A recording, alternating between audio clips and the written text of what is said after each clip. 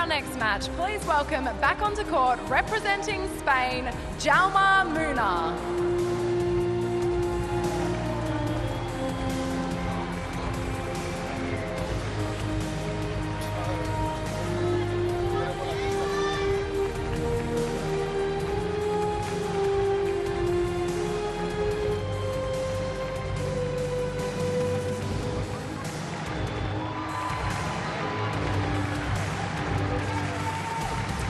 And his opponent for today's match, representing the United States of America, Taylor Fritz.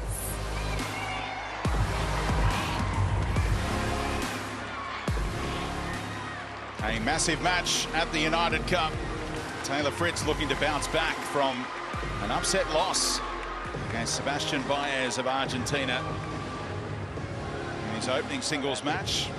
Jaume Munar also beaten by Baez, so both men looking for their first wins in 2026. This man from the United States has been battling knee tendonitis. He's been very open about that in his press commitments here. And it's a crucial match for the United States after that shock defeat for Coco Gauff just moments ago, beaten in 3 sets by Buses Monero. So Argentina currently top of Group A. Remember, they had a clean sweep over Spain on day 1. So this match could be pivotal in who tops Group A. Argentina will be cheering on Jaume Munar. If he wins, then Argentina definitely go through to the quarterfinals as the group winners.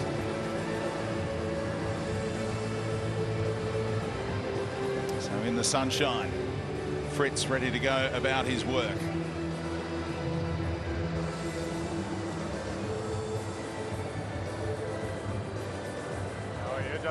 Yes, this is Rafa coin tosser. Gentlemen, right after coin toss, you take a picture with Rafa facing both sides, okay? Couple reminders for this match: you get the net sensor towel boxes on each corner of the court with your respective flags. You also have some people by the side. They can bring the towel at you, okay? So please use it. We have live assistants making all the calls, for football included. Video review as well if needed, and shot clock on each corner of the court, basically, okay? Any questions from the side? Nothing? Taylor, it shows you for the coin toss, you get AO or the player? AO. This is AO, you want to serve? You stay? Okay. Picture this side first. Just look at there, Rafa, yeah. Perfect, on the other side. On the other side. Take a picture for Papa, for Daddy. Go back. Another one.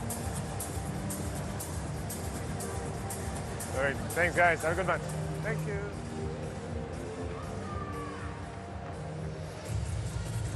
So both men 28 years of age. It's the USA against Spain. The second point in this tie. There's Jaume Munar at a career high ranking of number 33 in the world right now. Some breakout performances in 2025, reaching the round of 16 at a slam for the first time. He'd never been past the second round of a slam until Wimbledon, when he made the third round there. Went on to make the round of 16 at the US Open. Currently at 36 in the rankings, in fact.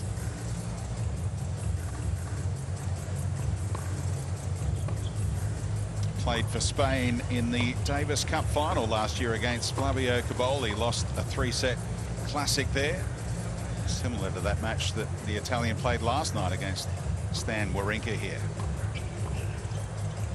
And here is Taylor Fritz. Ryan Harrison in commentary. What did you make of his round 1 encounter? Well, I thought that it wasn't his best. You know, he talked about in the off-season that he wasn't able to get the full training program that he's used to. He was nursing that knee injury, and there was a little bit of that troubling toward the end of the match the other night against Baez, but most of it was on himself. You know, he was up a set and a break, and Fritz would tell you that if he's up a set and a break on anyone with that serve, he'd back himself in that position pretty much every time. He just seemed to miss his spots a bit. His first serve percentage started to drop, and then the Argentine just really came on with some great tennis in the third set. Taylor Fritz going to need to step up all the way through completion here.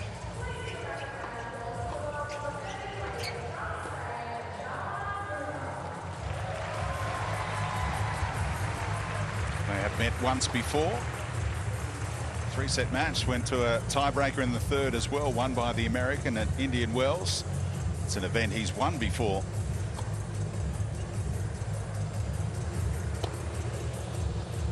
And his coach, good enough to join us, Michael Russell. Hello, mates. This is an important match for you guys right now after the loss for Coco. No, for sure, yeah. I mean, Taylor's got to come out and play well. Jaume is a tricky opponent. They had a battle in 2022, but, you know, both guys have played one match now this new year, and it'll be interesting to see how both guys come out in the first couple games. Well, Mike, was there any adjustments that you guys made here? I know it's a daytime match here. The other night you guys played in the evening session. Any adjustments here?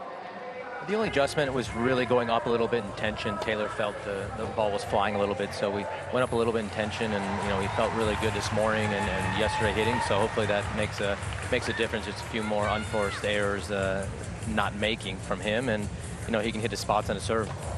We're loving the sunnies as well, mate. The aviators are proving a hit for our camera people to get the reflection off, so we'll let you put those back on, and we look forward to your insights throughout the match as well. Thanks for your time. No, thank you. Happy to help with your aviator status. Good on you, mate.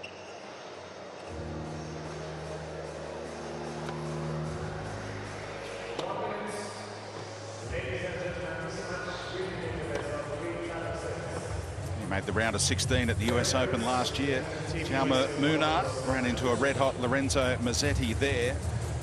This time last year, he actually made the semis in Hong Kong, so he's essentially defending those points right now. And he's on the precipice of getting seeded at a slam for the first time. Came into this week 33, currently 36, actually 38 in the live rankings. So a win over Taylor Fritz would be huge for him. That'd be a massive win, not just for the rankings, but also in confidence. You got a guy like Taylor Fritz and plays so well here in Australia. Taylor's done so well at the United Cup in years past. They've won it twice. So if you look at Taylor Fritz overall on these hard courts down here in Australia, he plays so well in these fast surfaces. There is the captain of Spain, Miguel Sanchez, delighted with the performance of Buzas Monero in the opening singles match today. And a point. Temperatures nudging 30 again in the Western Australian capital. Nice breeze around, humidity relatively low at 40%. And the roof is open, as it has been all week here at the RAC Arena.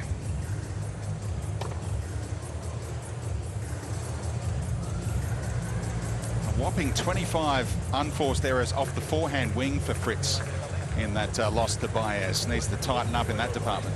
Yeah, exactly what Michael Russell was saying there. I spoke to Taylor Fritz this morning, and he was saying that he just felt like the ball was flying on him a little bit. He said he felt like he didn't have control, particularly when he was trying to add power on that forehand wing. He said he felt like he had to massage the ball to keep it in the court, and that put him in a difficult position.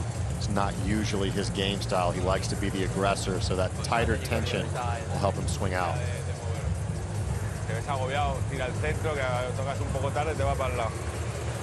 Vale, venga. ¿Qué quieres? ¿No ya? Va, vamos, No stranger to big matches after playing in a Davis Cup final for his country First set, just a few months ago. Jaume Munar. Team USA to serve. Fritz won the toss, elected to serve. He pounded a tournament high 22 aces the other day. 15-0. Starts with one here right on cue.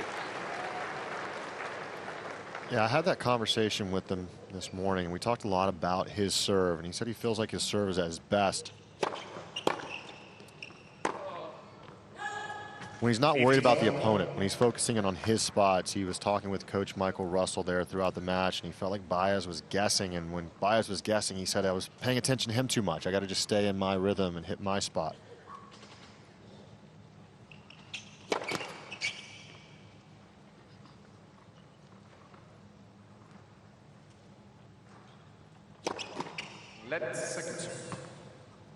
Even though he nailed all those aces, his first serve percentage was actually down on his average. 30-15.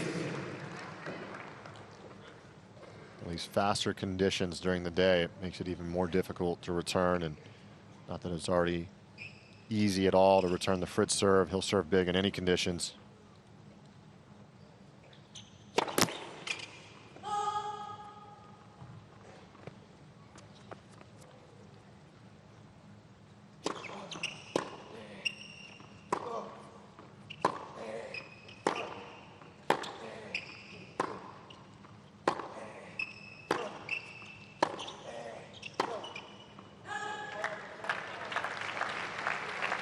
Already a couple of errors off that forehand wing. Do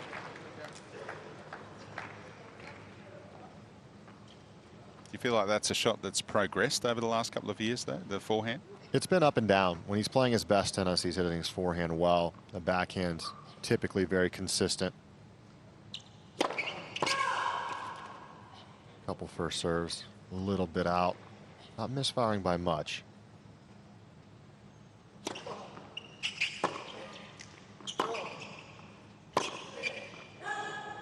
The forehand has the capacity to be a massive weapon. At times it can be the biggest shot on the court. With the backhand, it's more of a repeater. You know what you're going to get day in and day out.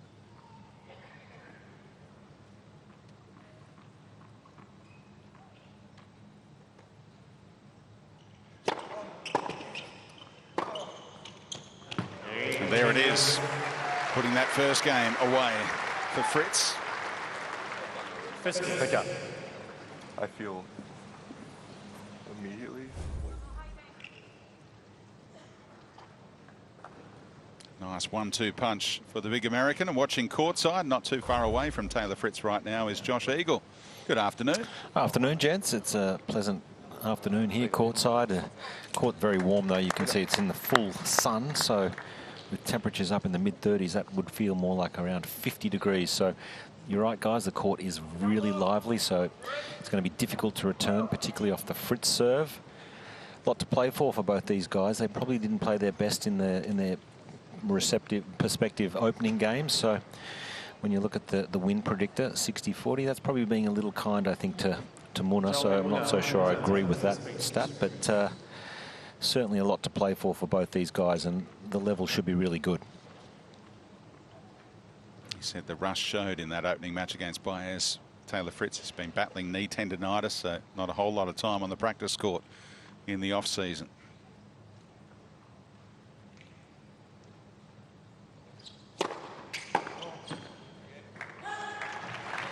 Which is probably not a bad thing at times. I thought Taylor last year had an incredible United Cup, and then I thought at the Australian Open he was playing so well, and it's hard to peak at the Grand Slams and to time your run. So I expect him to get a lot better as we move through these events through the Australian summer.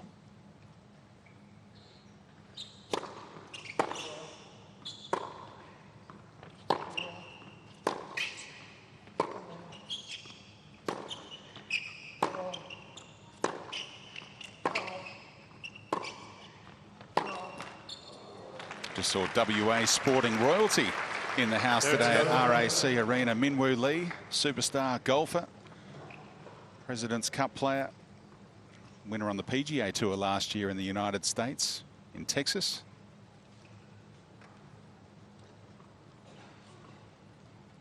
Sister Minji Lee, a major champion.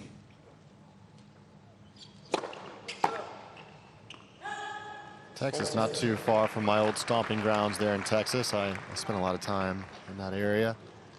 And what a smooth golf swing he's got. It's a pretty swing to watch. What a showman he is as well. Yeah. Loves getting the crowd involved. Oh, yeah. So is this guy in his home slam.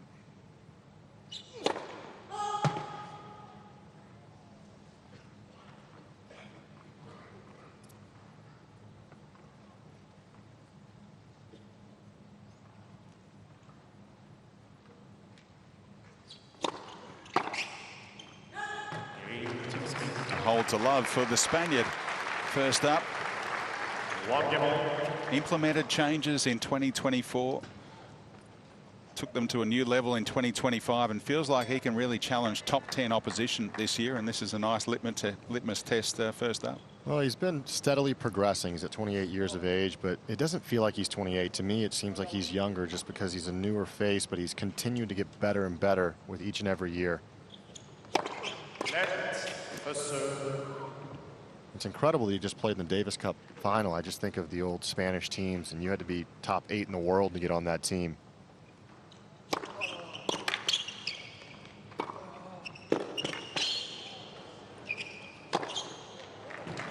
Of course, Alcaraz was unavailable for that final. Alcaraz being unavailable. Then after that, there's only 2 players from Spain in the top 90 in the world following Alcaraz. So obviously 3 in total And that's really interesting for me. I mean, I don't know about Josh in your day. David Ferrer was such a fixture. Yeah, they had so many. Costa, Moya, Correcha. I mean, there was Verdasco, Lopez. I mean, the names just keep coming, don't they? It is, you're right, Ryan and Speedy. It's weird to see the depth just drop away so significantly for Spanish tennis. Yeah, you have guys like Almagro, top 10 in the world, guys that have been retired for a few years, but I just remember every time I would look at the world rankings, I would see that Spanish flag so frequently. But still, an incredible experience there for Munar, who would have grown up watching all those legends, to be in a Davis Cup final.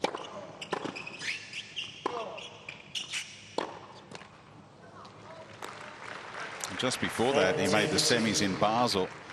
He beat an American top 10 player there in Ben Shelton, who was ranked number 6 at the time. Right now, Taylor Fritz, number 6 in the world as well.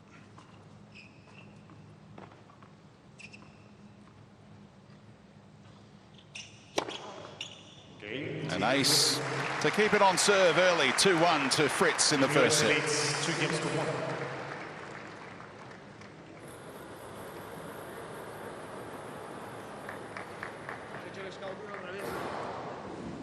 Great lift line forehand. Great lift line forehand. That's really good. Hold on.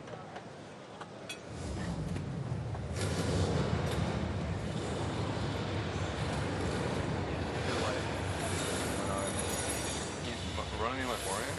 Yeah. Creo que eso te vuela, ¿sabes? O sea, adapta el swing, aunque te tires por el centro, pero tírale. Que ahí es donde el tío se precipita. No, que no le des mucho tiempo a posicionarse. Todo lo que te deje jugar, como es el revés, que te vas un poco para atrás, hostia, písale pista y tírale. El tío sufra. Ahí es cuando le puedes abrir realmente y sacarlo del sitio. Un poco kamikaze. I agree.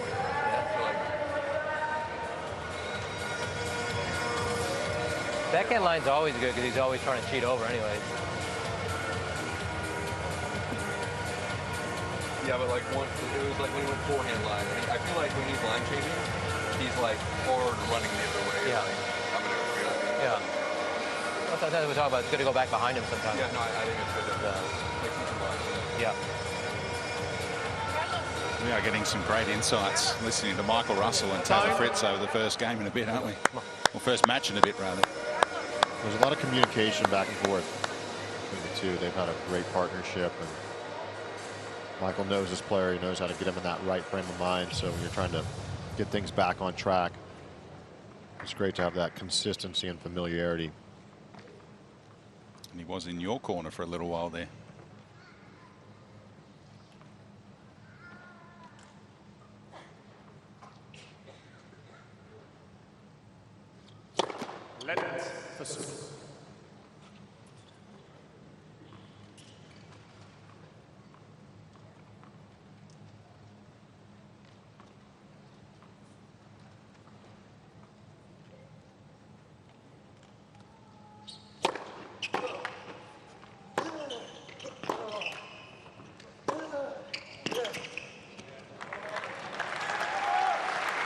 Yeah, I played against Michael several times, and he was a player who was a complete maximizer out there. He was a very tough out.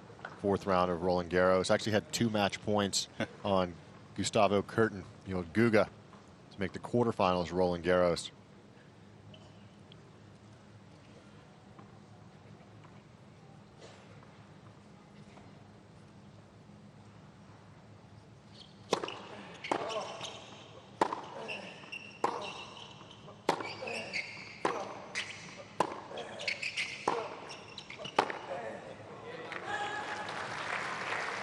But there was always that feeling that just because of his game style, and you can see even on the bench there, you can tell he's very professional. He keeps himself in that most professional and disciplined mindset.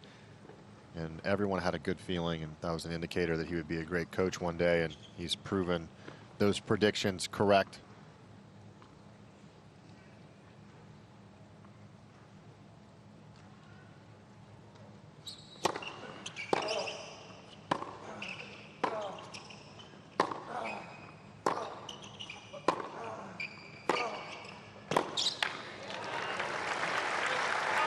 He was on the bag for me when I had my best ever showing down here at the AO and at Brisbane. He was coaching me. I made the Brisbane final and had a good showing at the AO for me. I lost third round to Chilich, but I felt very strong after a good off season. And you know, that's that consistency within the coaching team that I talk about. When you have someone like Michael Russell and Fritz who have been building that partnership, you can get things back on track quickly.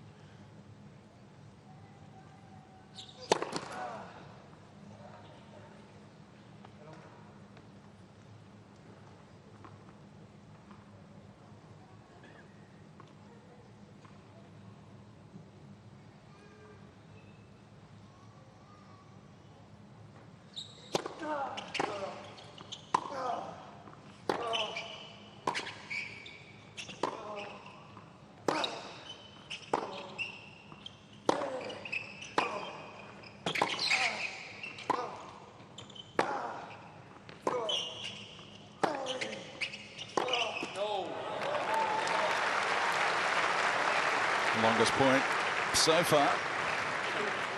That's it. There we go. Come on. Right. He's actually got a negative record against Spanish players in his career. 17 and 24 his record. On hard courts it's 11 and 13. He's 1 and 5 against Alcaraz.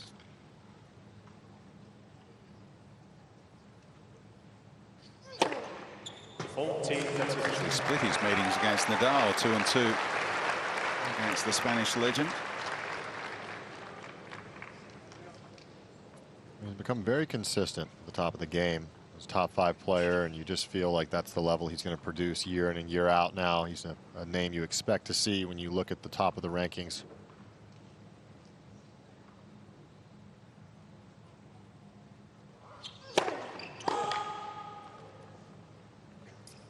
Munar trying to improve to 50-50 against American opposition. Currently 10 and 11 his record against US players.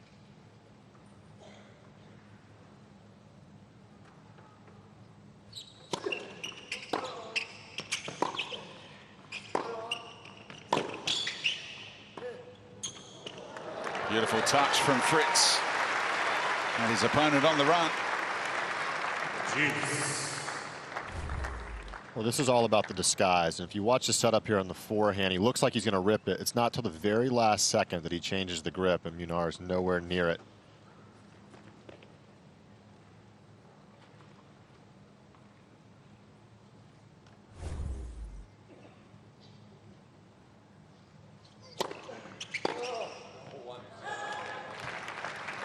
Advantage, Team Spain.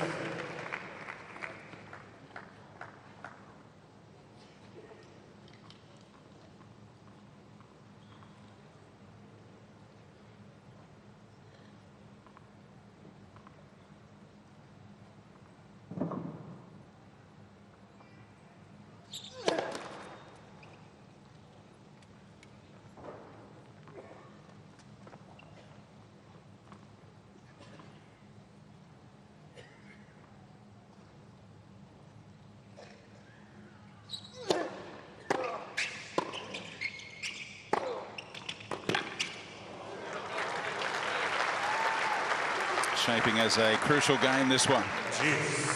Another juice. Well, this is a good indication of him starting to find it. He had that mistake on the forehand return a moment ago, but there's been a couple of these forehands, including the one to finish out the previous game on serve, where he gets all the way through it, and that's usually a sign of good things to come.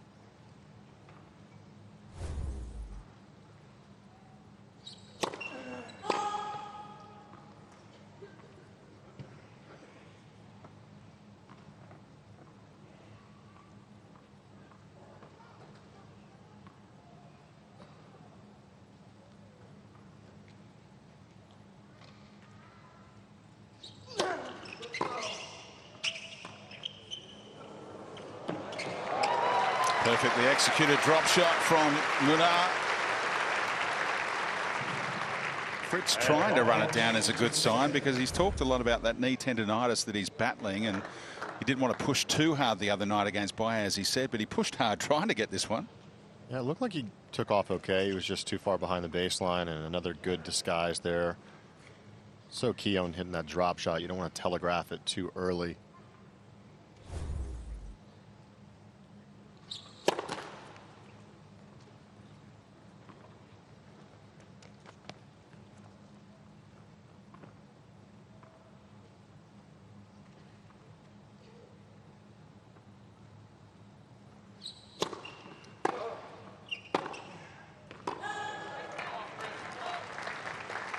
Fritz has said if it doesn't improve, then he'll have to shut it down completely. But he's hoping maybe in the next few months he'll just overcome it naturally. Shut it down for a few months, not as in retirement. I think. Yeah. But step away from the tour until it's just right. to let himself. It's tough to play hurt. You know, you start taking losses that you don't feel like you should be taking, and it affects your confidence.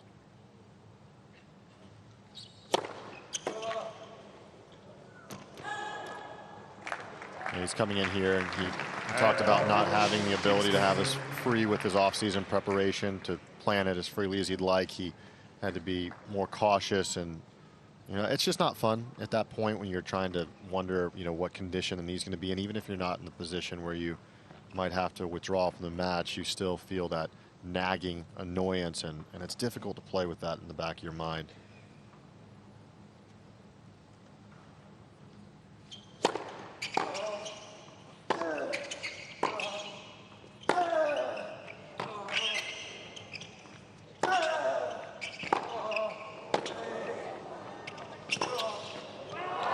He's got it, and he loves it.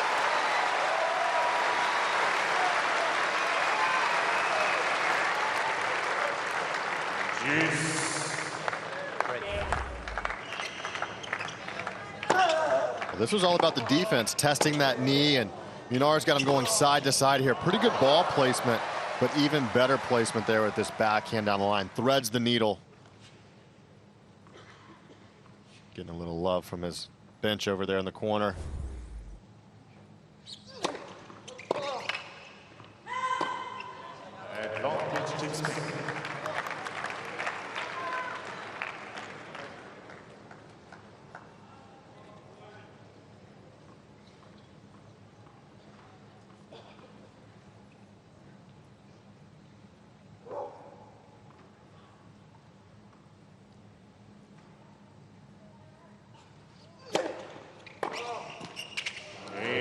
Finally, the Spaniard holds 4-2 in the first set. 11 minutes plus for that game alone. Let's get down to Josh Eagle. Yeah, here with Christian Harrison. Christian, Team USA not used to being in this sort of position, 1-0 behind, given how good Coco's played for America over the years. Yeah, no, it's tough first match, but Coco's a great fighter, so we're here to support Taylor now. Hopefully he can pull this one through, and then we'll get a chance in the mixed. Good to see the big fella. He started pretty well today. He's looking in better form. Yeah, he's looking like he's hitting the ball well. They've had a couple close games so far. He had some chances there, but I think his level's looking pretty high, so hopefully he can stay with it, and I think he'll be in a good spot. And you personally, coming off career best year in 2025, a new partnership this coming year in 2026, a lot to look forward to in your game. Just building chemistry with a good buddy of mine, with Skupski. Enjoying it, just playing and trying to improve and helping each other out. And can we expect to see you play in the mixed doubles? I'm not sure. I mean, I'm planning to right now. That's the plan. But you never know. Things can change. But yeah, planning to get ready. We've got your big brother Ryan Harrison up in the commentary box. He keeps telling us that he's a much better tennis player than you. I'm not so sure about it. Hey, he's got the stats to back it up. So whatever he says. All right, mate. Good luck. Best of luck. Hey, thank you. No fighting words from little bro there. Yeah, I was expecting to get a jab. And just so we're clear, I've never said that to anyone, all right? Josh is trying to, you know, stoke the fire a bit. Christian's had an incredible year, and it's been fun for me on this side of things to, you know, be able to work with you guys, but also get down there and support him, and my family gets to make the trip. It's really special for us. That's a great doubles pairing with Skupski. Looking ahead to the Australian Open, they're already seeded for that event. Yeah, Christian was a good singles player as well. You know, he had some injuries, but he qualified at Wimbledon. He qualified at the U.S. Open when he was young, and he always had the ability to play well in doubles. But I think that, you know, his body was the real question mark. Was he going to be able to sustain the full grind of playing 25 to 30 weeks in singles. And he had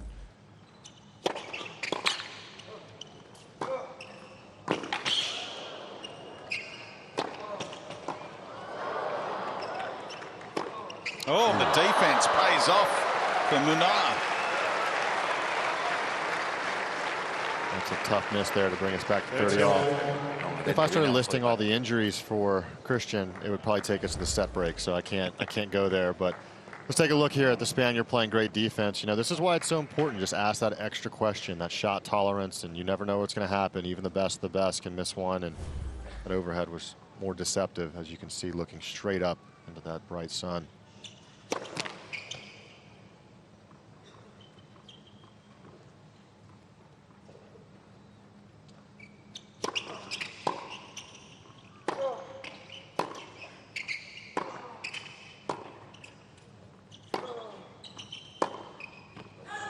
Just missed it. That close to setting up the first breakpoint opportunity of the match. It was a lengthy game previous, but he didn't face any breakpoints in that 11-minute marathon to hold serve in the fourth game.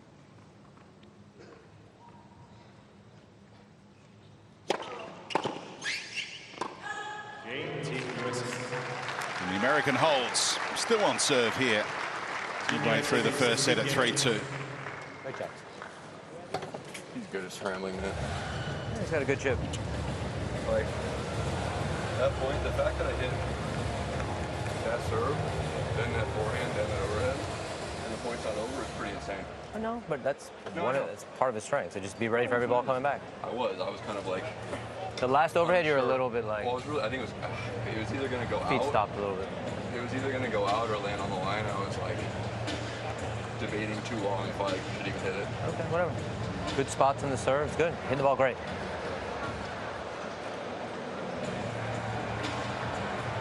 Yeah, I'm thinking I need to hit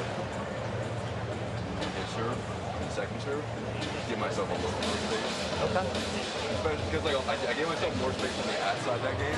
Right. I was really on those. Yeah. And obviously the trade-off for that is the short kick. I'm not going to be as on it, but yeah, but on the deuce side, it's all right. Until he does it, it's not going to hurt you on the deuce side with it.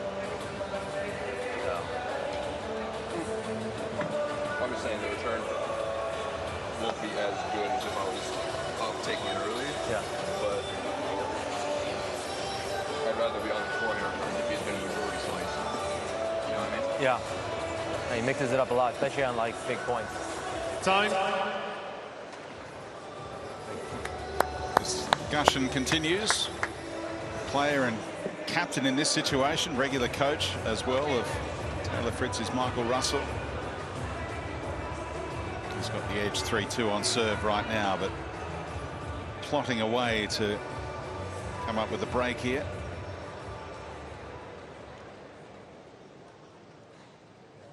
He got himself the position that he wanted to be in, getting a 30 all and deuce on several occasions.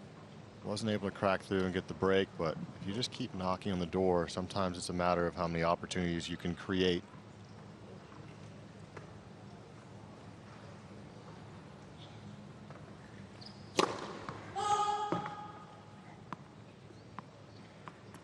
This guy, Jaume Munar, actually has the fastest serve so far in the United Cup, 218 k's an hour. He's already hit one today at 213.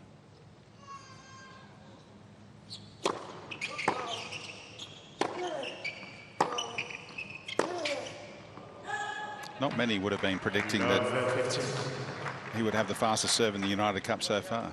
He's got a sneaky big serve. If you look at the fastest speed at the slams, a lot of times they'll give you a list of the top 10, and you wouldn't expect it. You know, the Spanish players a lot of times heavier serves, but he's got a live arm. He gets a lot of free points with the first serve when he's in trouble.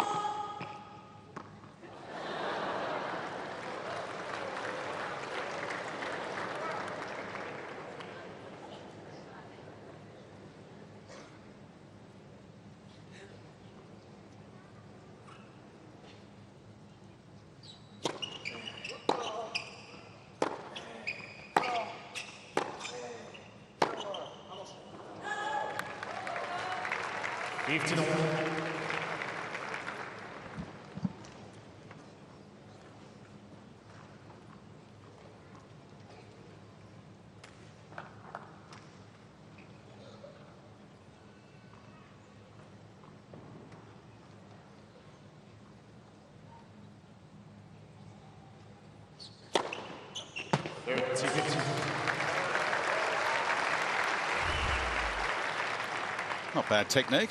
Heading it down, keeping it down. Your every chance to score a goal in that situation. I wouldn't know. In the United States, we're not known for our males soccer Got team. the World Cup coming to town. We'll see what happens with Team USA. I wouldn't put us as the odds-on favorite. Australia in the same group. Socceroos v USA next year. That's right. That's right. Landon Donovan's confident. Oh, yeah. You're not so confident. I'll be pleasantly surprised if we have a good performance.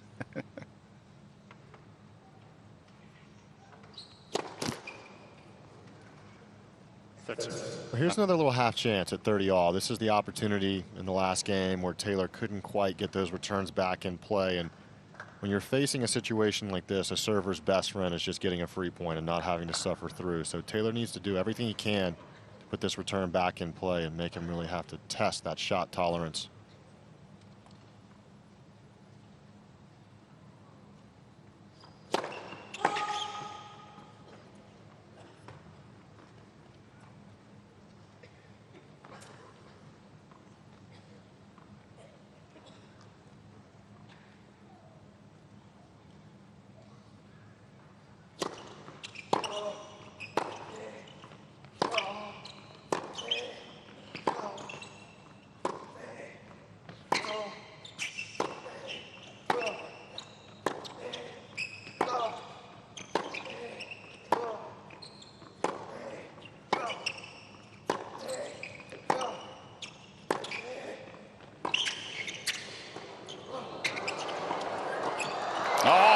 Got away with it.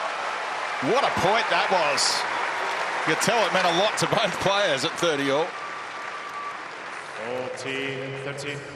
Extremely well done there from Munar. After so many exchanges, he hits that forehand line. He left this up a little bit too much. I thought Taylor actually had enough time to try and hit over that one. Maybe committed to the slice a bit early, but nonetheless, really, really good from Munar, just holding strong there.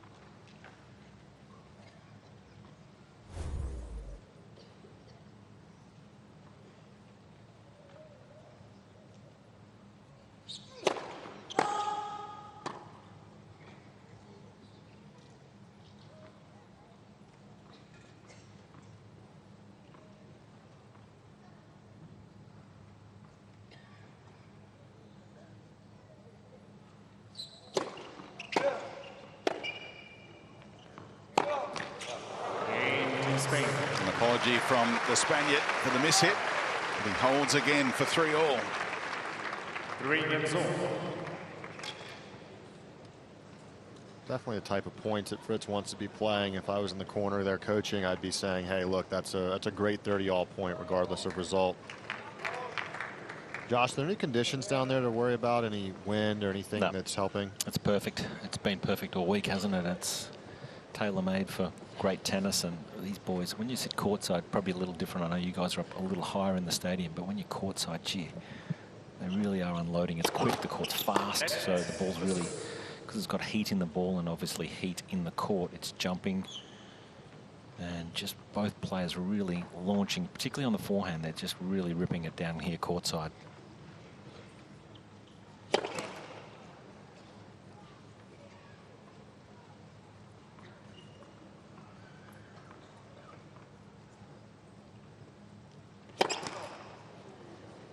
I mean, this is a big game because the balls in this 7th game here are probably as big as they're going to get all match. So they're going to get lively again in the next change. So a big hold here for Taylor, and then have a bit of a free swing if he can hold with new balls coming up next game. So he gave that second serve a whack. 190 k's an hour that was, the miss. That's his average first serve speed today, 190. Yeah, I think just having missed a few first serves sometimes, trying to put a little pressure on yourself to deliver on the second delivery. And, you know, he makes a double fault there, but oftentimes he does come to a lot of free points with his serve.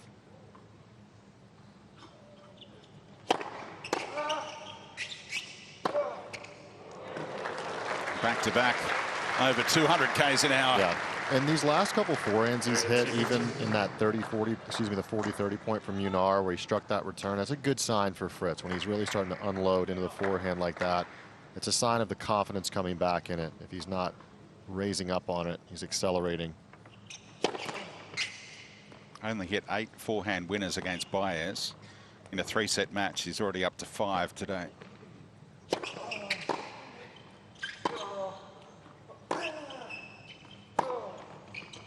Just missed that one. 30 all again. Yeah, another good hit. First serve's just making this more difficult. He's talked a lot about his confidence, and that was a little bit of our conversation this morning. He said, you know, my serve, even if I do make a mistake or two, a lot of times I really back myself to find a first serve and get me out of trouble.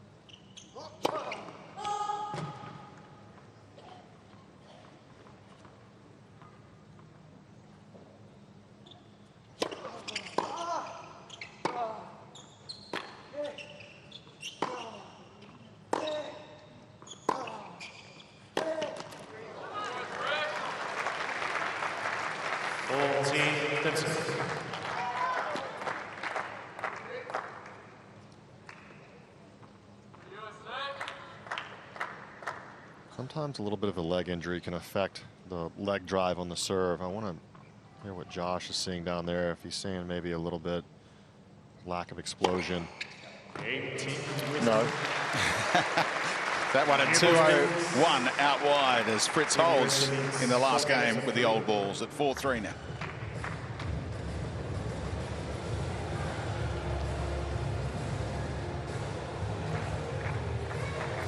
I love just quick and to the point answers. Having someone courtside there just give me the news. No, that's it. I've delivered it to you on a platter. I can't believe your brother didn't take the bite when I mentioned to him as we take a look at some of these incredible shots of this fabulous, fabulous state. Yeah, murals and the street art scene add a vibrancy to the streets of Perth. You can explore the art galleries and museums. For the adventurous, abseiling and caving present options as well. And after sunset, Perth's nightlife awakens. Paul Kelly, regular visitor to the West, one of Australia's great songwriters and singers. It's a beautiful town. I came here one time in the past, about 15 years ago in the off season. I got to head down to Margaret River and see some of the Western Australia.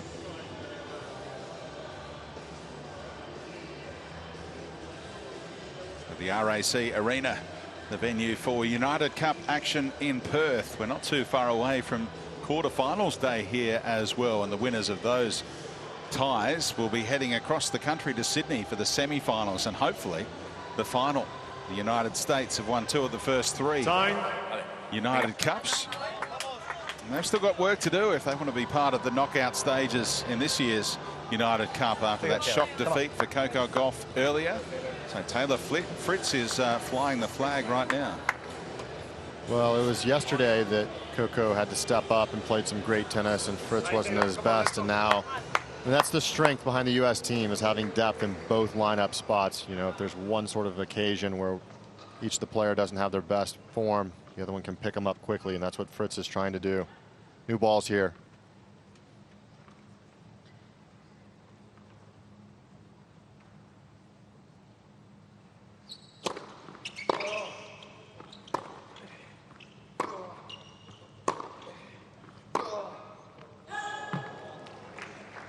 You talked about his fast arm earlier, Munar, that sneaky speed that he has. You've either got it or you don't. It's hard to teach it. You know, it's hard to develop that. Sometimes that fast twitch muscle is something that you're gifted with. I also love the fundamentals on the serve. It's hard to read. He's got a very simple action, but when he gets to the top of the motion, he's got the ability to slice the ball or kick the ball, which allows him to spin the ball in either direction. Always difficult when you're trying to read that as a returner.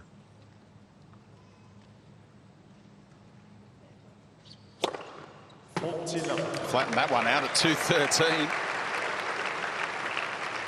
He's very quick to the top. You know, it's an abbreviated backswing to get to the top, but he gets to that loaded position, it kind of reminds me of Andy Roddick, the way he would abbreviate it and get to that trophy position in a very quick way, but still smooth. Wow, very impressive. 212 out wide from Munar to hold to love. Here's the status of Group A live standings right now. Argentina, remember they had a clean sweep over Spain on day one, so they're sitting pretty at the moment, but that could all change depending on how the next two matches unfold. Yeah, it's weird to see a team that hasn't lost yet, but overall with the way that this score works, you know, they've won a lot of matches. They've also won a lot of sets there. Team Argentina plays a factor in the tiebreaker scoring.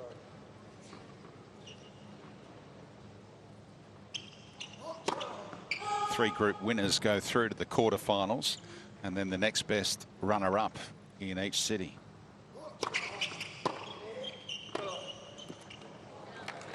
Well, Taylor Fritz doesn't want to leave anything up to chance, and neither does Team USA. They're in the position where they control their own destiny here after having beaten Argentina. If they do win this singles match and the following mixed doubles, then it's irrelevant what happens in the other matches. They would be through.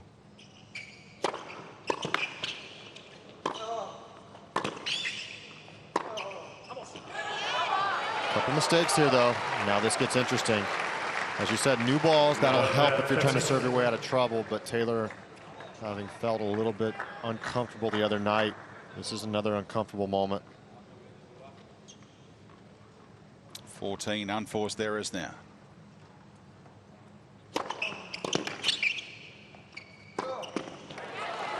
Focused on placement out wide that time.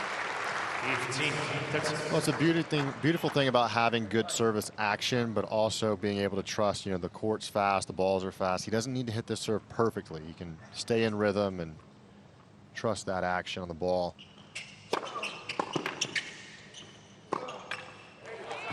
One-two punch. Yet another 30-all game.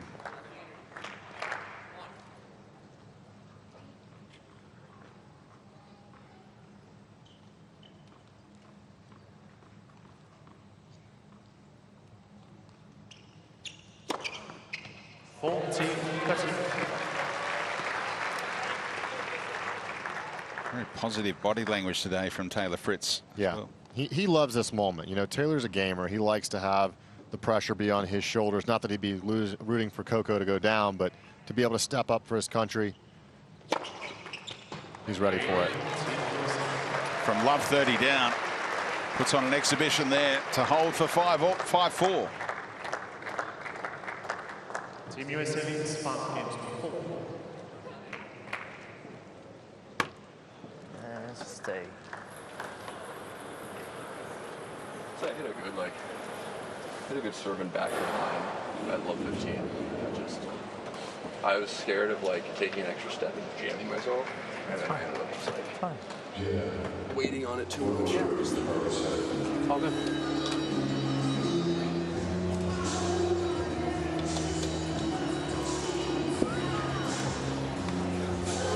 Hit the ball well. Yeah. Keep the feet going, keep full committing on the turn. I think his teaser is better than so. Well, he's hitting it a lot. He's hitting it more. I think when he goes wide on the deuce, it kind of seems like I think his spot's kind of all over the place. Okay. When he goes slider wide, He's been serving the tee a little more in the deuce, and obviously hit the spot pretty well, a few aces. So it's up to you. I'm not going to lean either way. I'm going to be neutral. So, I feel like when you're hitting a slider, like some are good, but like I feel like a lot of them, I can get there reaching. Like I don't need to like be smooth. This is a great back and forth here. So essentially what Fritz is getting at is that the effectiveness of the slice serve is not as dangerous as the tee serve. And so Mike was saying, hey, do you want to favor one side or the other? He was saying, look, you know, if he's hitting this wide serve, I'm not feeling like it's getting that far away from me, so I don't feel like I need to start guessing. So he's feeling like that tee serve from Munar is the most lethal one, but he's still aware that Munar's going to both locations.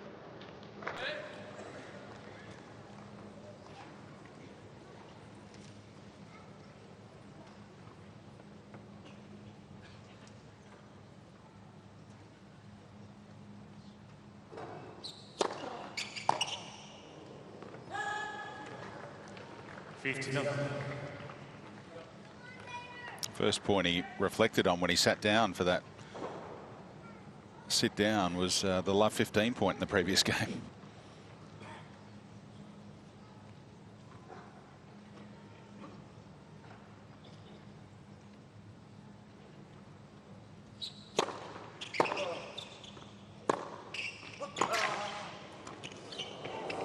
Oh, beautiful touch from the Spaniard.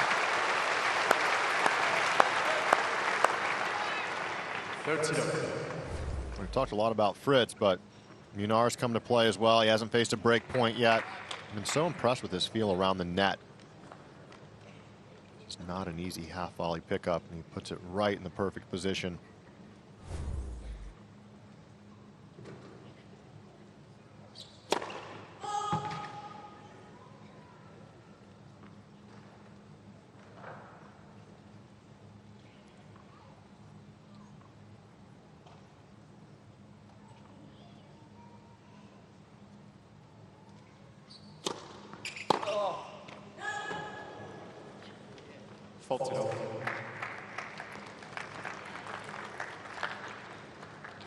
He was a runner-up at Roland Garros in the boys' singles in 2014. Lost to Rublev, did Jaume Munar. Reached number 3 in the world in juniors, number 33 in the world in the senior ranks. And holds the love. Another serve above 210 k's an hour there. Fritz just not making enough returns there. Starts out with a pretty routine first serve mistake and then misses the second serve at love 30. Just too many opportunities there that are free gifts from Munar where he's not having to suffer that much. So he's got to try and tighten in these return games.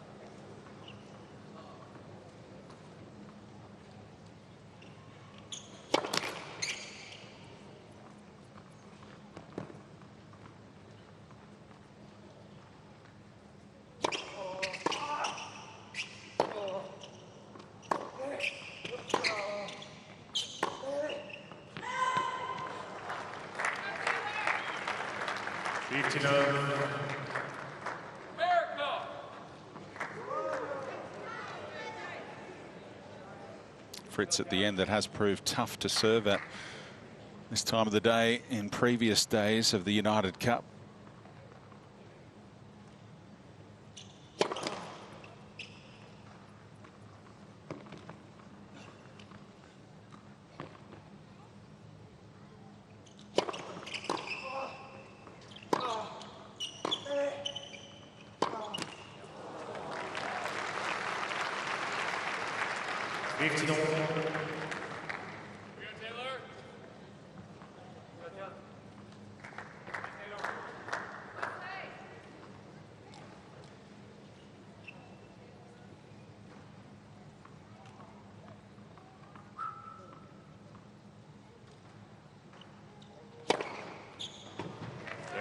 Edges in front in that category, 6-5. Pretty handy one. Right off the back of the line. Prompting the U's and R's as the technology showed how close that was.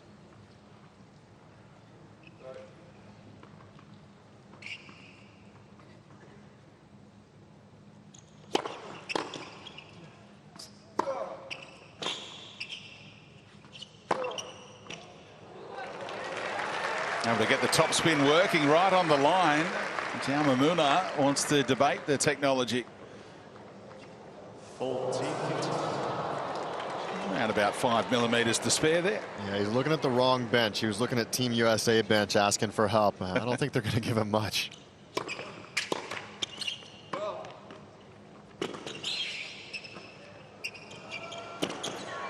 Oh, yes. What about the wheels on display from the Spaniard?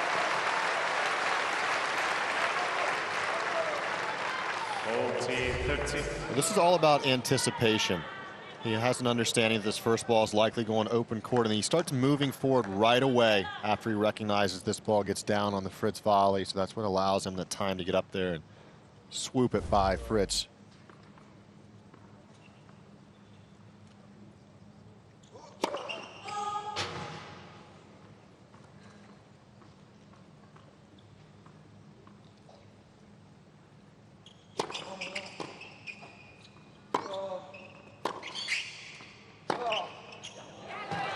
Puts it away, and he's the first to 6.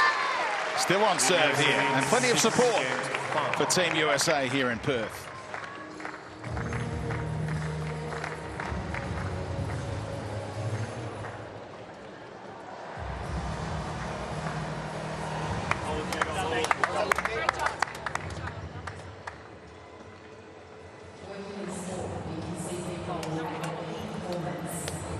Close call, El saque.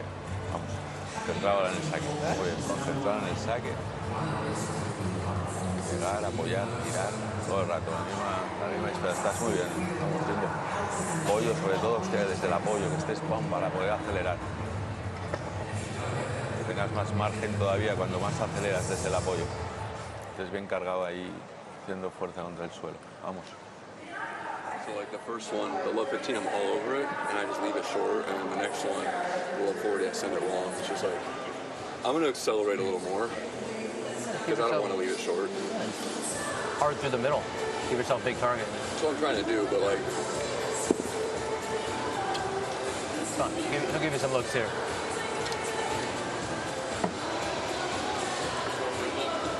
Now we bound for a tiebreaker in the opening set here. If I'm on it, I'm going to snap through it. If I miss it long, I miss it. Hasn't been a break point yet in the match. Down till you get 3 times I'm there, and I just like kind of roll a little too much. I'm scared I'm going to fly it. Time. No, with the new tension, better to go after. Especially now the balls aren't new anymore. They're still pretty good. A new tension. What do you think he's going to here? Yeah, he's talking about the return style and not just massaging it. He said he's going to go after it. He said, if I miss it, I miss it, but I'm better served trying to hit it than what I've been doing, and so I expect to see him up the return speed based on that little back and forth. So great little insight.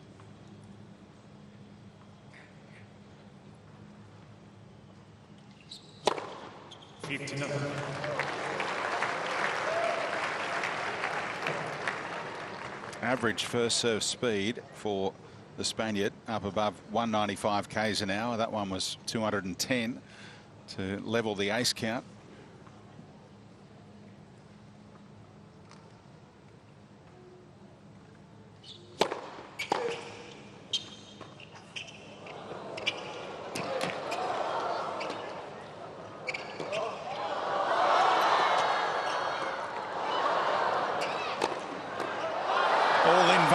Taylor Fritz, who did so much running in that point to stay alive.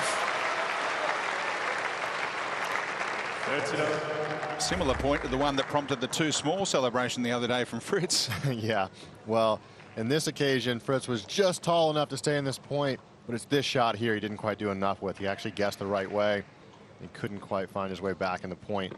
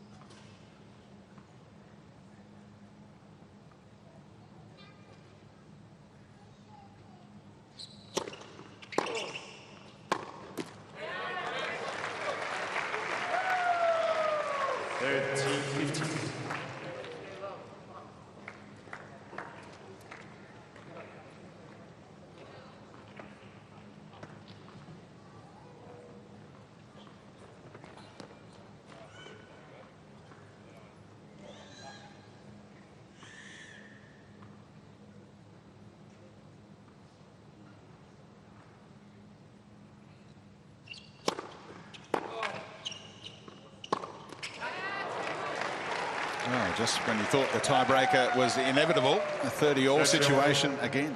Yeah, really difficult game to serve here when you're trying to force a tiebreak. I always felt like this was the easiest game to return in because you know worst case scenario, you're into a tiebreaker. So it's a freedom in this game to know, okay, I can go after it, and the very worst. Ooh, he's wincing at that shoulder there. Yeah, not a good sign, is it? Yeah.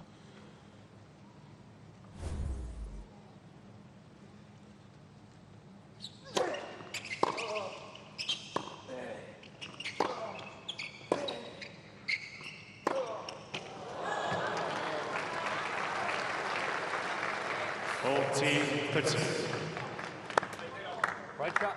Keep going after it. There you go, Chad.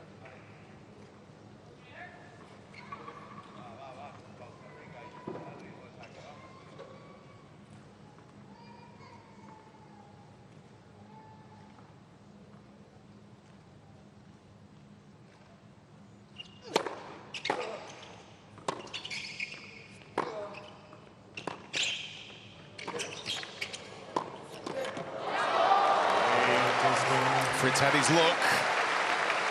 Munar had the answers, and it is a tiebreaker.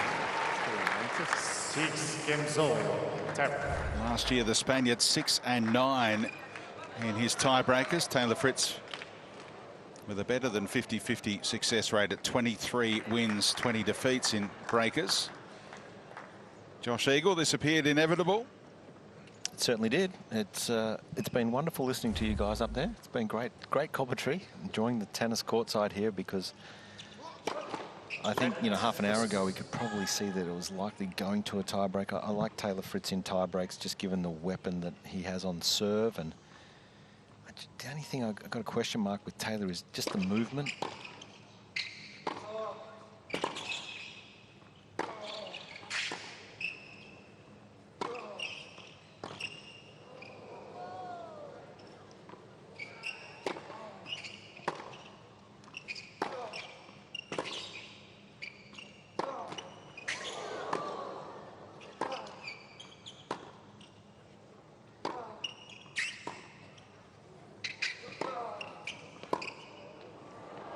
Oh, we just missed it. Did so much hard work defensively. Couldn't steer the backhand down the line. A couple of times we've just seen Taylor Fritz, when he's moved forward, he's just looked a little ginger moving up into the court. So Taylor, you know, of course, when you haven't had the big off season, those little things just take a bit of time to come together. So, but I think he's certainly looking a lot better today than we saw in his first round match a couple of days ago.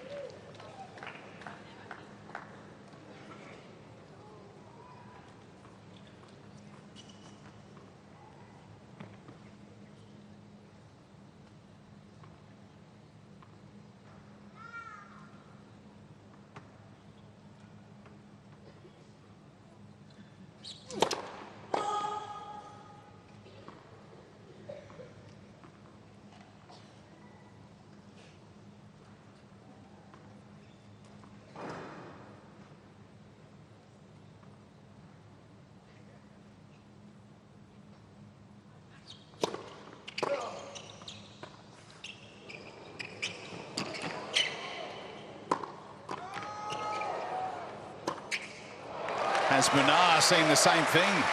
He's going to that drop shot regularly now.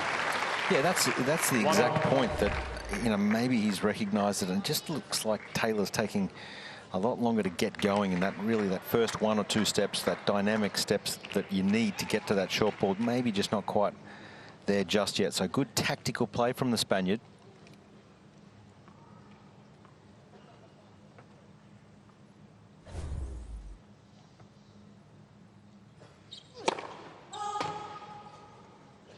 Do you think a step slower than normal, the American? He's never been the quickest guy getting up there, but it does look a half a step slow right now, just in that first off the mark. Kind of got that Fred Flintstone thing going on right now, where it's a couple steps in place before he gets going.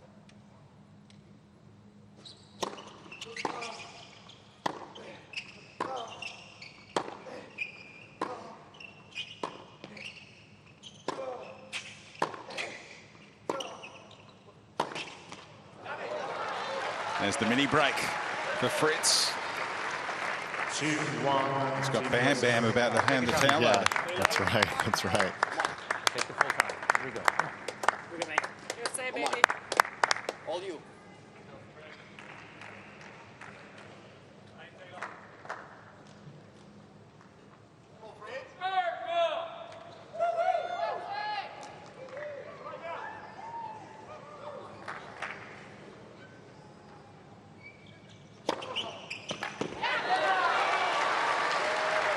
This is really good stuff here in the tiebreaker from Taylor.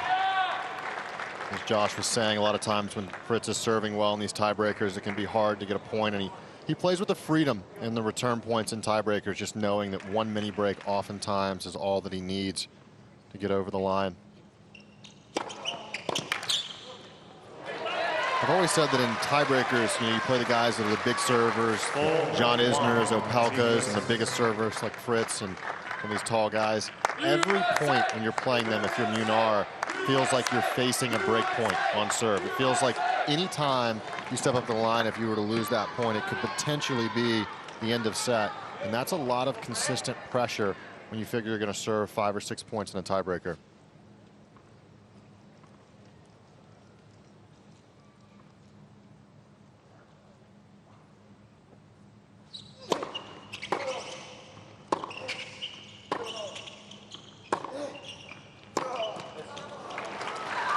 So bad, he just said, as he missed that one to the Fritz, but he turns with a 4-2 advantage.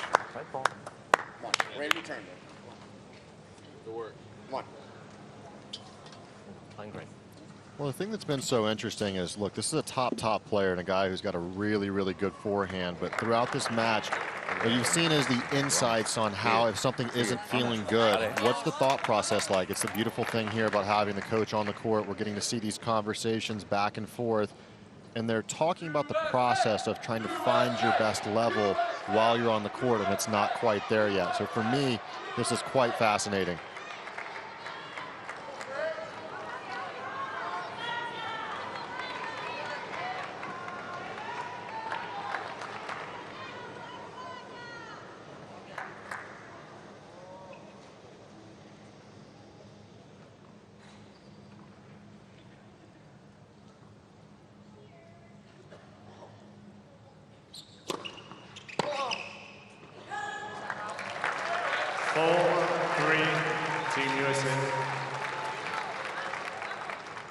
And he's gone up the tougher end.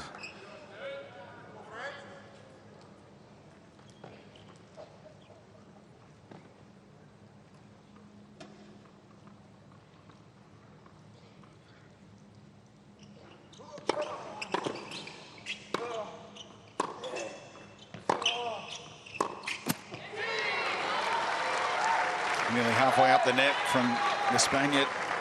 5-3, Team USA.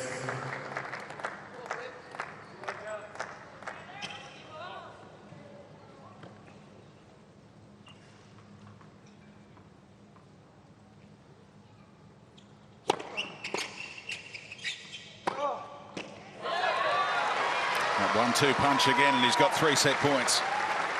6-3. That's the bread and butter. He loves that forehand, particularly on the inside end or cross-court location to the right-hander's forehand side. That's a spot he goes to frequently when he needs a point. He gets 3 set points now consecutively.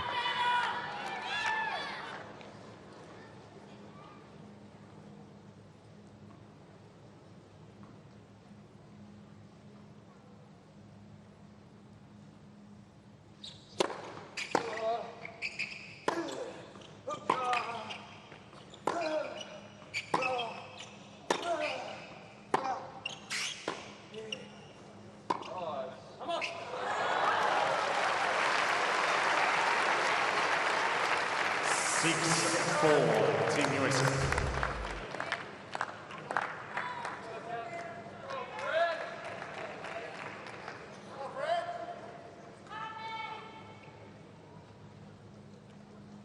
Immediately reflecting that he should have gone for the slice rather than the topspin.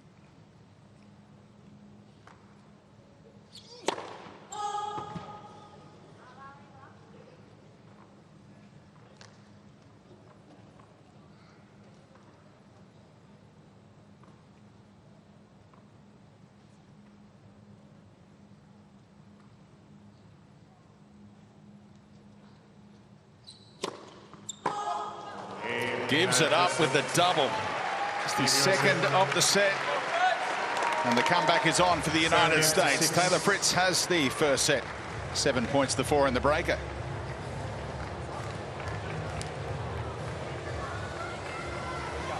Josh, did you see that little stare down from Munar to the USA bench? What was that about? Yeah, saw it, and he did it once before, a couple of points before. I think he's just sensing that the US support team may have been a little over-animated and he didn't like it, and then we saw that stare down right there. So obviously he's frustrated. He's not confident. He's not playing his best Munar on these very big moments, and it showed there with the double fault. So yeah, not happy with his result, but good stuff. Good set there from Taylor Fritz. We saw a lot of good things. I thought the forehand was a little loose at times, but started to find it there right in the end of that set. We saw the best of Taylor there, and the stats will start to back that up. Well, both guys did really well on first serve percentage of points won, up over 85%, 86% for both guys. The forehand winners is where we're seeing the big discrepancy. Taylor made some unforced errors, but he stayed committed. That's what we were talking and we were hearing them talk about during this set when he was saying, look, just stay committed. Even if I don't make them, I'm better suited if I keep going for it. And you saw that payoff there in the end. 10 forehand winners, a couple of which were very clutch there in the tiebreaker as he set up the first ball strike with the serve. Oftentimes, whenever you stay aggressive in these tiebreakers, a player who can handle those nerves better comes out on top.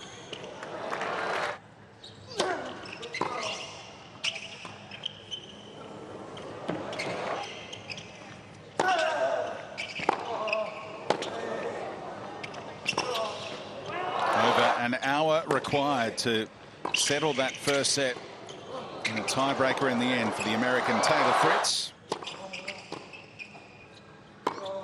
Won at 7 points to 4 in the end. And those tiebreak records from last year rang true, didn't they? Taylor Fritz well above 50-50, and Jaume Munar below that. And this was something you picked up on, Ryan and Josh, the stare down after the set point.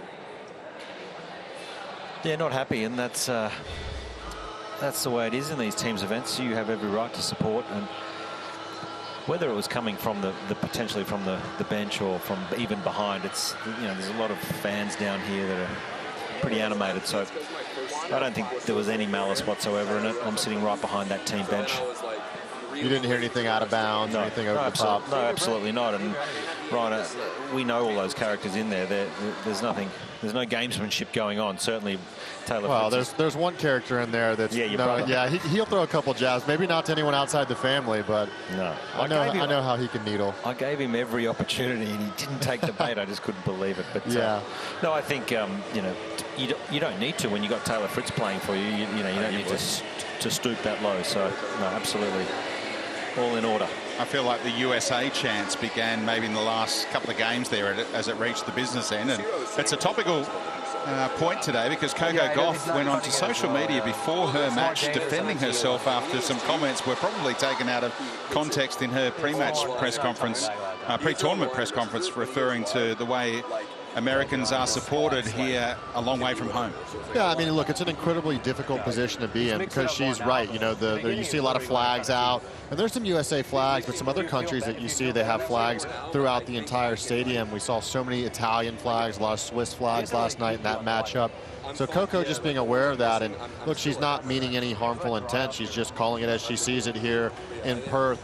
But you know, that's the burden of being such an icon. When you say something, all of a sudden she's got so much to worry about. Her brand, she's bigger than tennis. She's such a polarizing figure that having to address something like that in the lead up and only minutes before your match, that's a tough spot to be in, and it's a really difficult burden to bear when you've established yourself as such a global icon as she has. And if they can win these next two matches, including this one and then the mixed doubles, then she'll be every chance to head to Sydney, where she's calling upon the American fans to come out. Of course, they'll have to win their quarterfinal as well. Still plenty of work to do for the Stars and Stripes.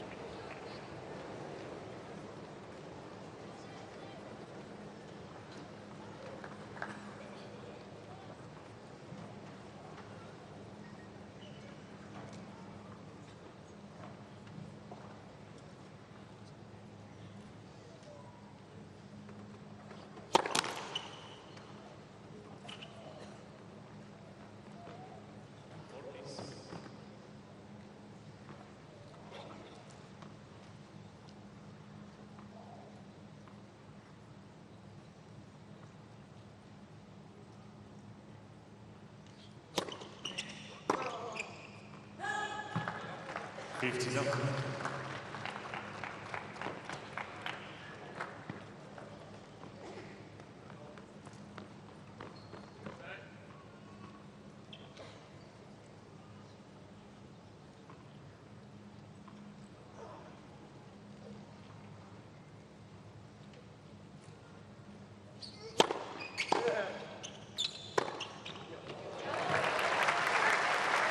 And the Spaniard still has to believe he can turn this one around, because Baez laid the blueprint the other night. He came from a set down.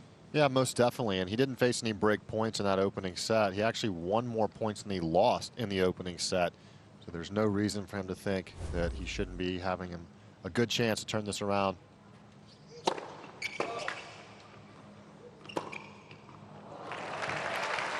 And if you're Taylor Fritz, you're in the opposite mindset. You're saying, I can play a lot better, I can return a lot better, and I still found myself out on top in that first set. So that's got to be a good thing. If you play a little bit below your best and still find a way through, that's typically the sign of the top finding a way. Best of the best.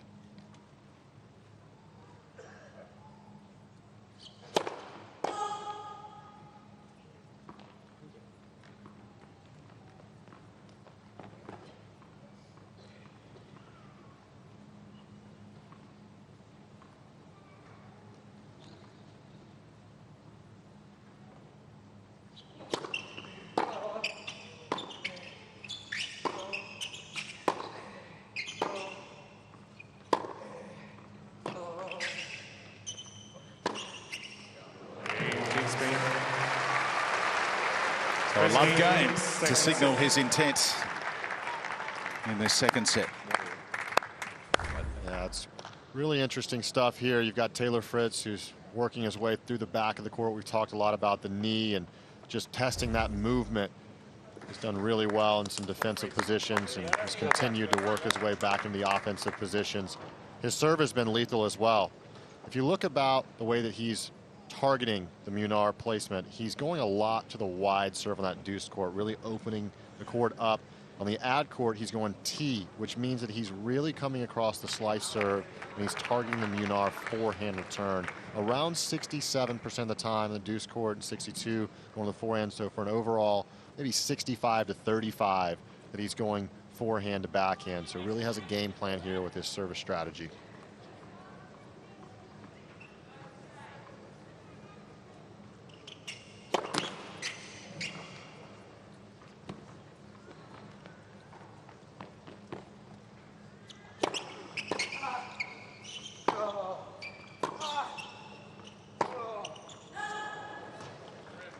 No 15.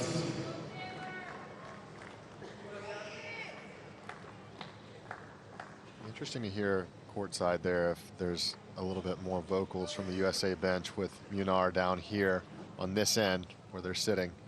I'll keep an eye on it.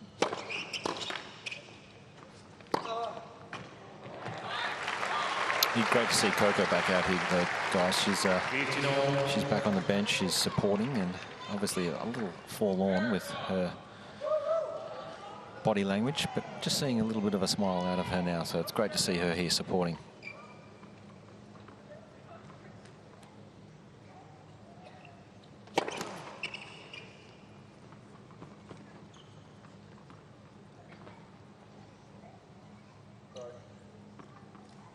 He made 54 unforced errors, Coco, in that 3-set loss.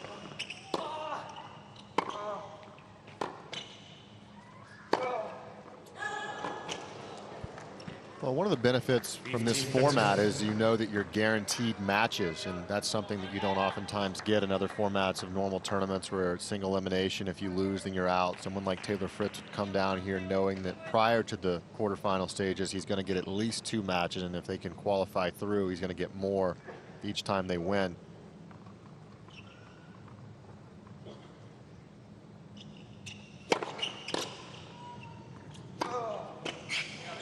Coco finds herself in that position now as she watches Taylor Fritz try to close this out. If he wins, then she's right back on the court playing in a live mixed doubles and gets to get back on the right foot. And of course, if they win, they survive and advance into the quarterfinals, where she would then play singles again. So a lot riding on what can happen for her personally with her team.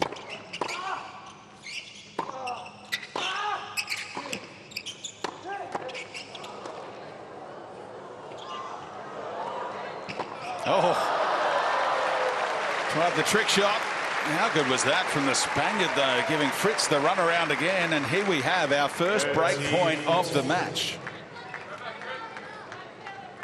Well, those volleys weren't his best. Those were pretty routine volleys that he seemed to find his way back toward Munar. That's got to be put away, and definitely this one has to be put away. That's right down the center of the court. Munar then finds the opening over Fritz. Not the best a shot attempt between the legs.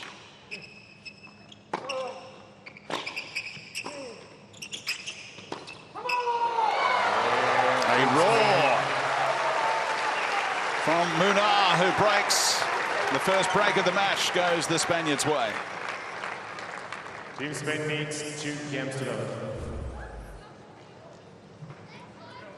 He silenced the USA chance for now. Yes, he did. And, you know, as we said a moment ago, those volleys for Fritz, relative to his level, and this is not to say that, you know, by tour average that they're not great, but the volleying is an area that he can improve on given how well he does everything else. Some of those volleys have got to be struck with a little bit more oomph than the last 2 points.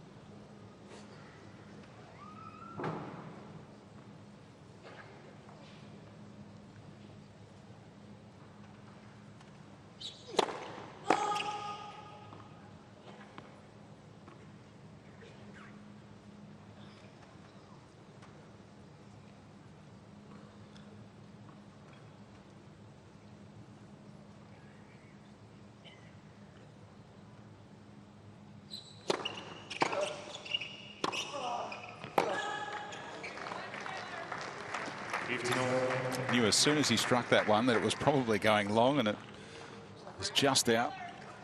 As Josh pointed out in the first set, this is the last game before ball change again.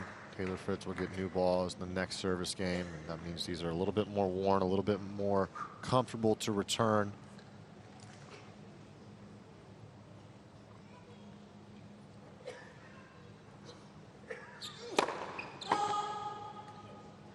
We've got a good stat for you after this. That's about the new balls to old balls. Okay.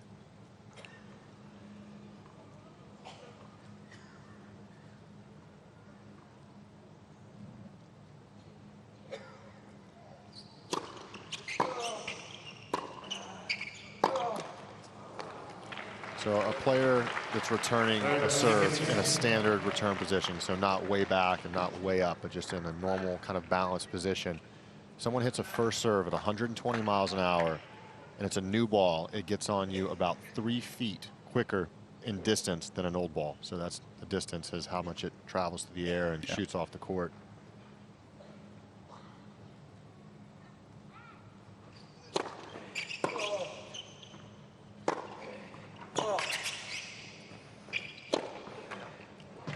Did you commission that study, or?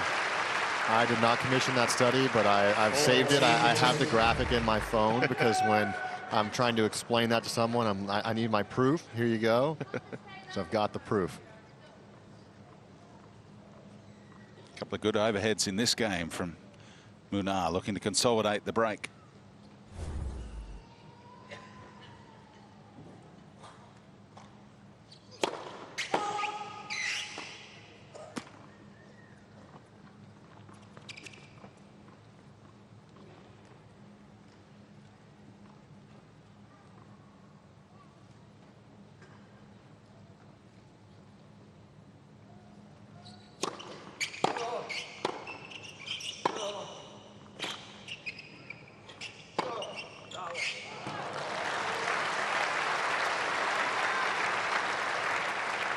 All 12 of his 22 winners have been off the forehand wing now.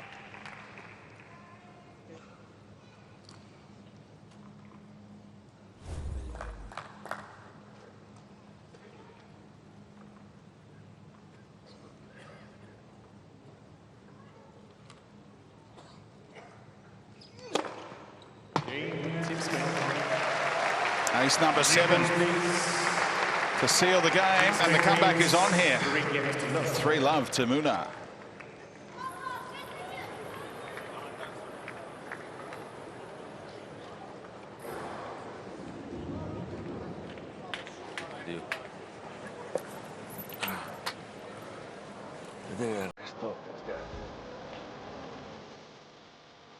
Home to the world's largest fringing reef, the Ningaloo Reef's 5,000 square kilometres of ocean lets you get up close and personal with the all spectacular coral and fish.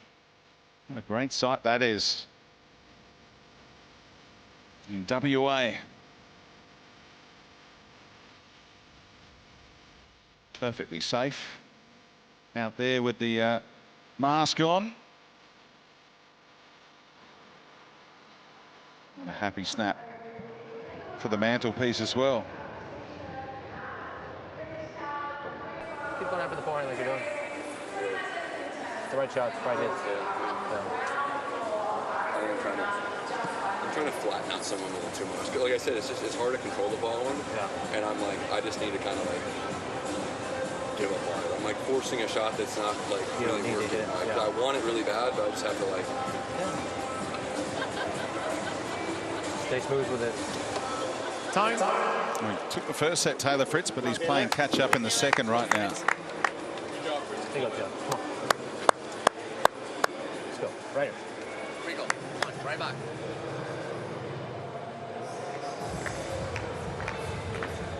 He remembers every point. Will he remember them when he's going to bed tonight as well? You do if you lose. You sit there and replay every missed opportunity. I think he'd be good in commentary. Yeah. He gives running commentary as he plays. He always gives a lot. So I think there's always a spot available as a commentator post-tennis career.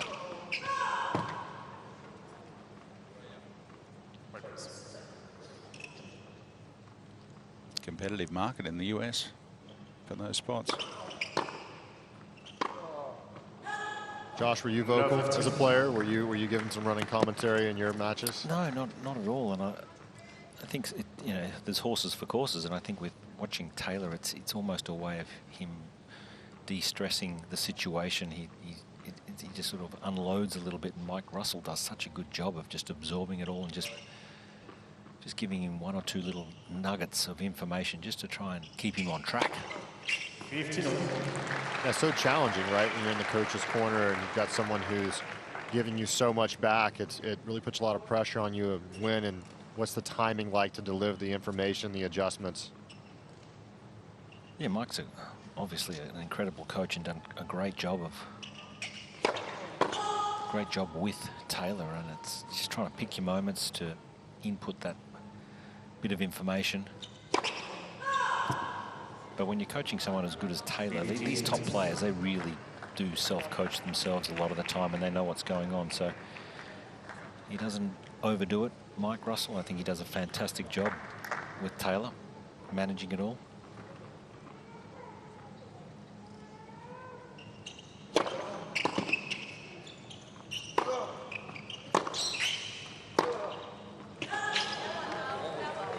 Put himself under pressure with that double fault a moment ago when he went for the second serve at 196.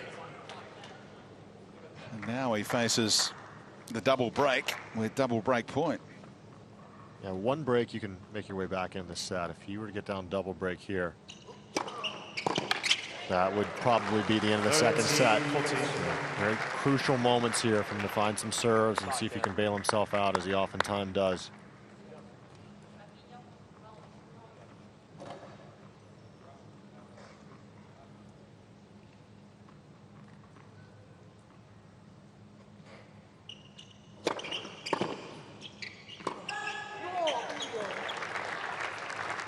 Another close call for Munar, who feels like he's been on the wrong side of things in that regard.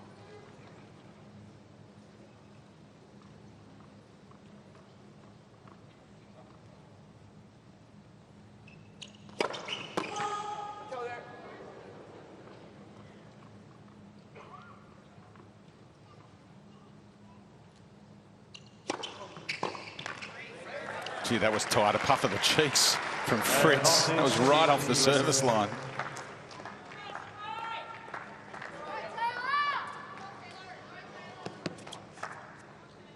Got a free point out of it on second serve.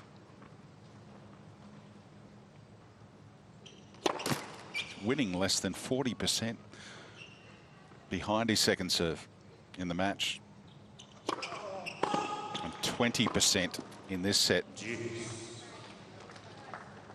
He's double faulting more than you would expect as well, because he's losing those baseline rallies, and that puts more pressure on you to try and get more out of the serve.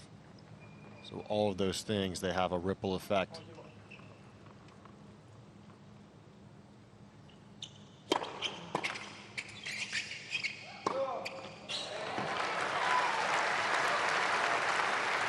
Advantage Team USA.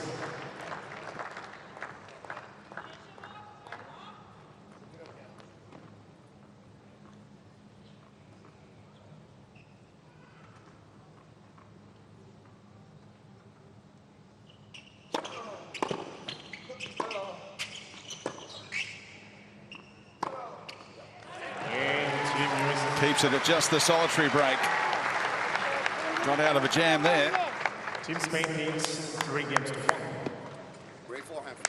If it was me here, I'd be telling him to play a little bit more down the middle with some of these returns. The more you open up the width of the court, the more movement that's required, and also the higher risk. So I think that playing through the middle of the court, deep through the middle of the court, it can allow him to build his way back in the point. That's an adjustment that I would make if I was in the corner there.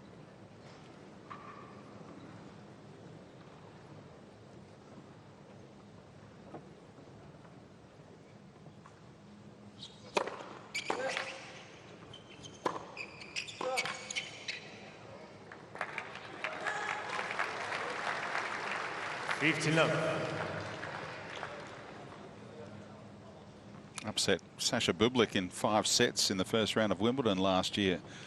Did Munar, went on to make the 3rd round of a slam for the first time there. Backed it up in New York, making the round of 16. 2nd week of a slam for the first time.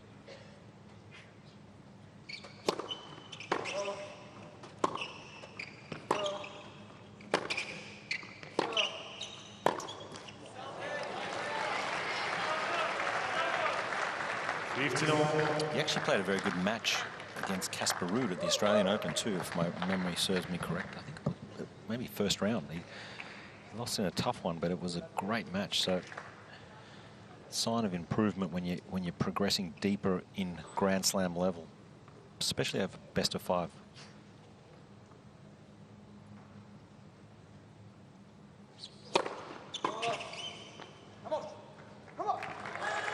So close to being seeded in a slam for the first time, that makes it so much easier to progress to those 3rd rounds and rounds of 16. Love a big scalp like this guy to boost the ranking.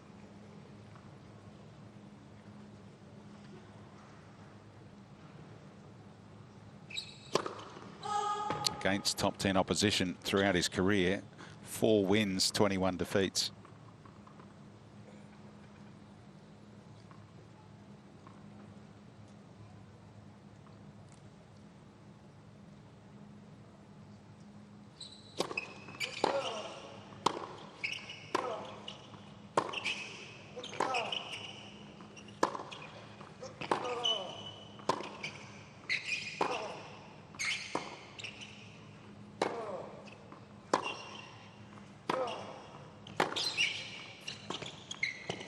Oh, yes. Great feel from Fritz.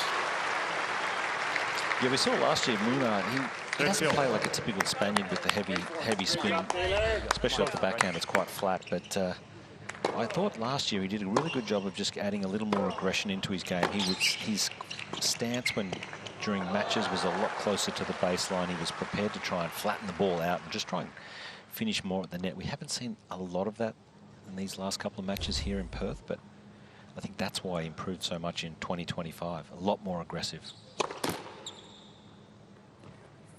Your memory was right, Josh. It was a 5-set match against Casper Ruud in the first round on Rod Laver Arena last year. Went down 6-1 in the 5th. Casper just taking down the Demon at the United Cup in Sydney. Second serve.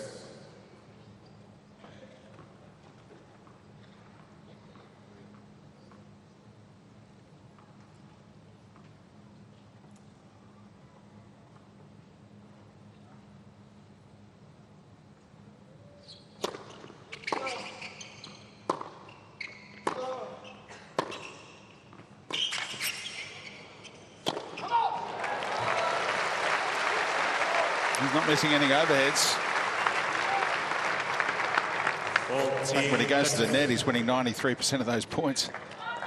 He's definitely been better in transition throughout this match, and when he does come in, he closes the net well, recognizes when that ball gets up, and as we talked about, great action on the serve that translates into a great overhead.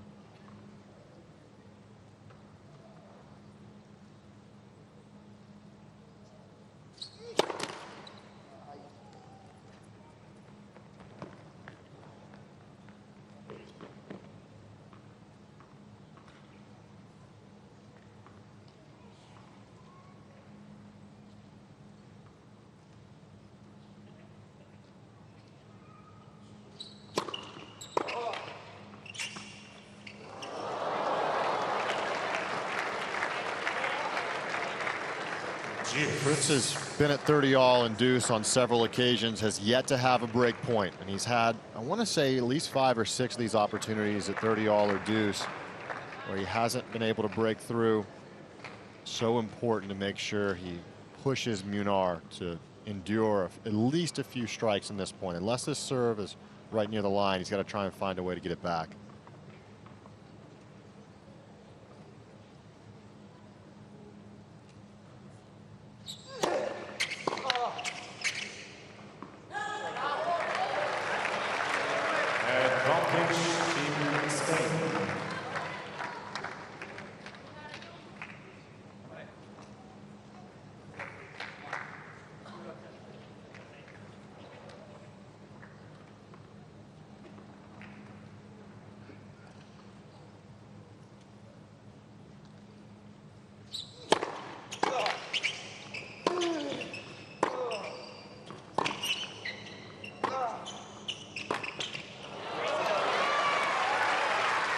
Here we go again.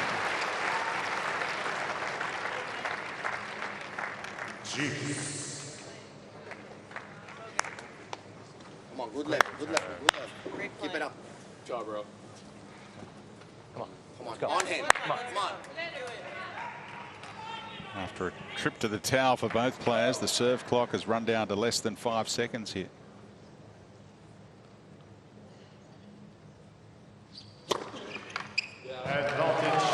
Really good serving from Munar. I mean, that ball, as I said, it needs to be close to the line in order to produce a shot that Fritz can't get back. And on both occasions, he put that ball exactly where it needed to be struck. And Munar's holding his nerve well.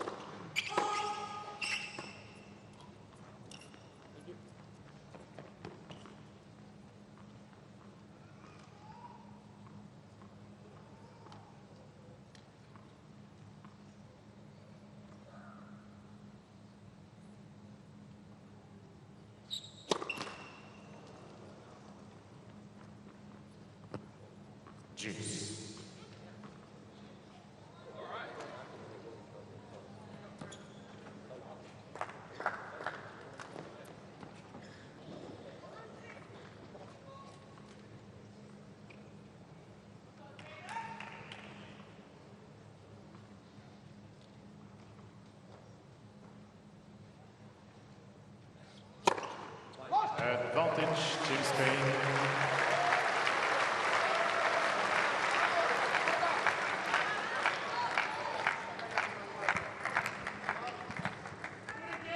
Well, fastest serves of the match have been on the side of Munar. Raining down another ace there, up to 9 for the match. He's out serving Fritz at the moment.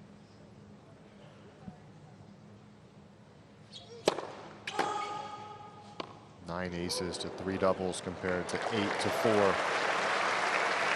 You saw the header earlier, and now the footwork.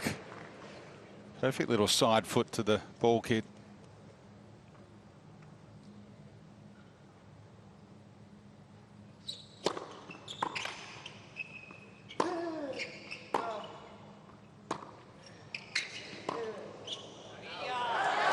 And a fist pump, rightly so. Maintains the break and has a 4-1 lead in the second. Team Spain needs Te cambia mucho cuando te la toca de revés, a cuando se. Había visto que antes se Dude, he really took it back like he was going to hit a regular backhand, and then it's like.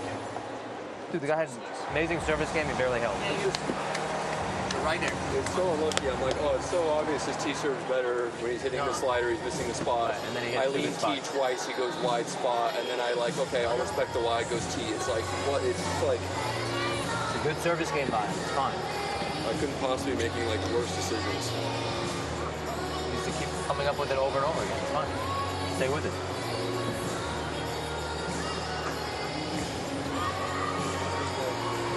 I think he is a bit tight up in the baseline.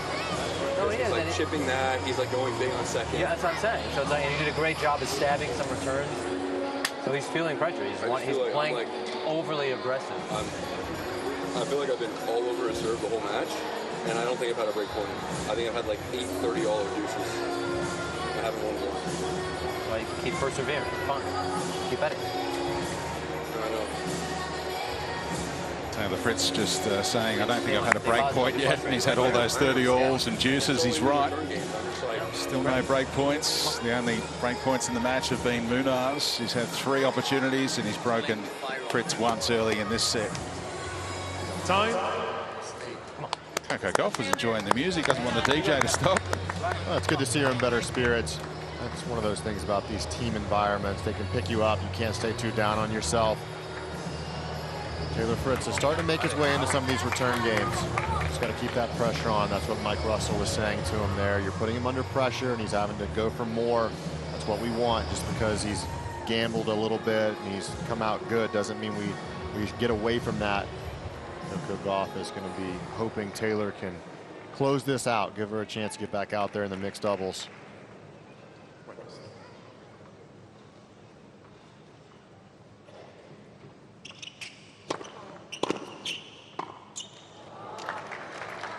Love 15.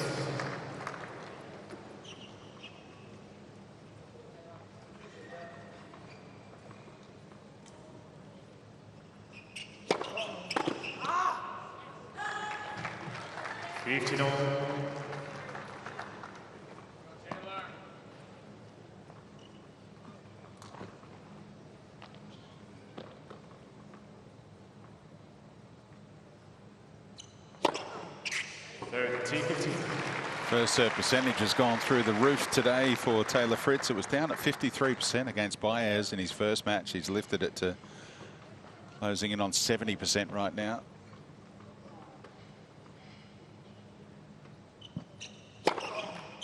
And edges in front in the ace category. All of a sudden, he's the first to 10.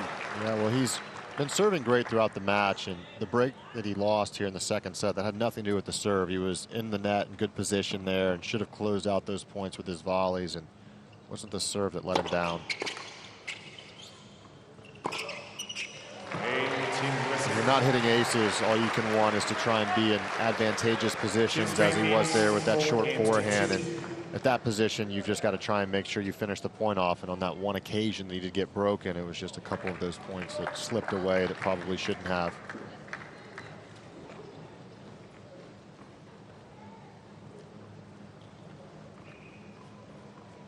One of the quickest games of the match, that one. All over in just over 3 minutes. Trying to put the pressure back on the Spaniard.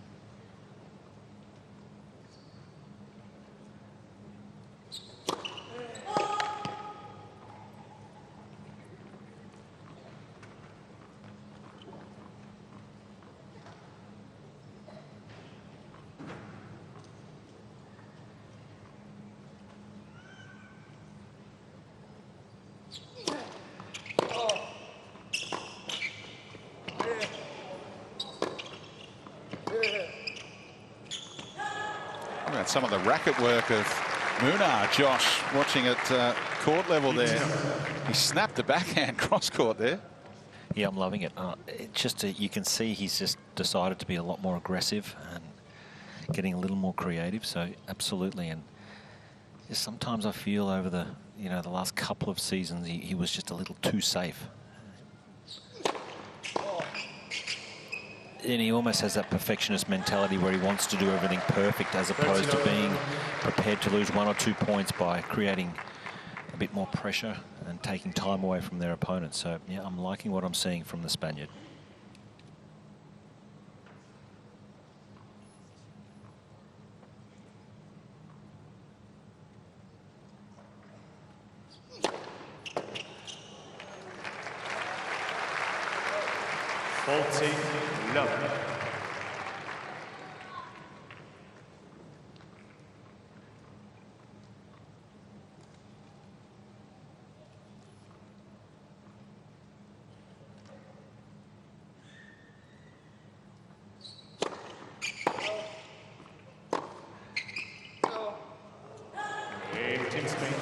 Back-to-back love games, and Munar leads 5-2, 1 game away from levelling the match. Leads 5 games to 2.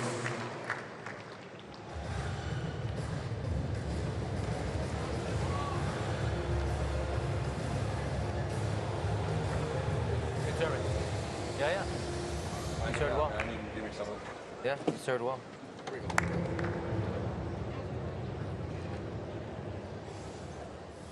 The football skills on display of Jaume Munar throughout this match. First the header, and then that impeccable side foot, despite dealing with the sun, straight to the ball kid.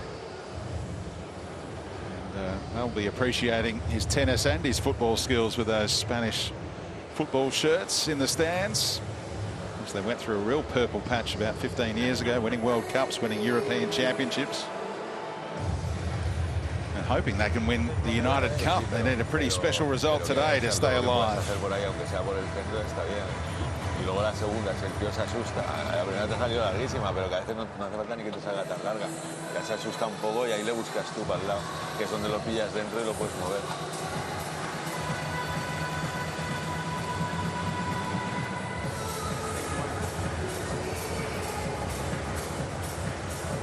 He's got the break, just the solitary break. Leads by 3 games right now in this set. And he falls it into a deciding set against the top 10 ranked opponent in Taylor Fritz.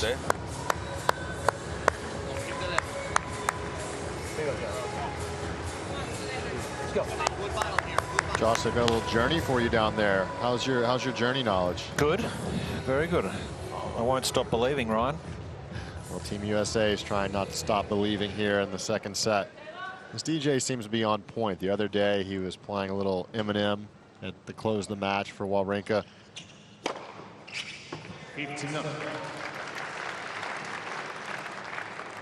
What about that mixed doubles result last night? Italy going down, Switzerland going through. That was incredible. Bencic played incredible, and Jakob Paul stepped in, played really well. 13.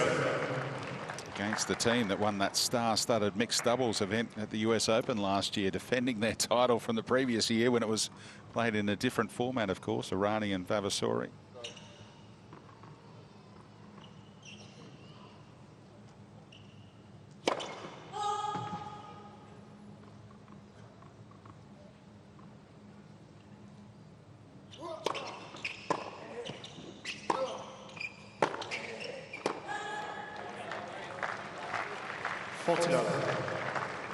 Real purple patch for the servers right now. Chance of 3 consecutive love games.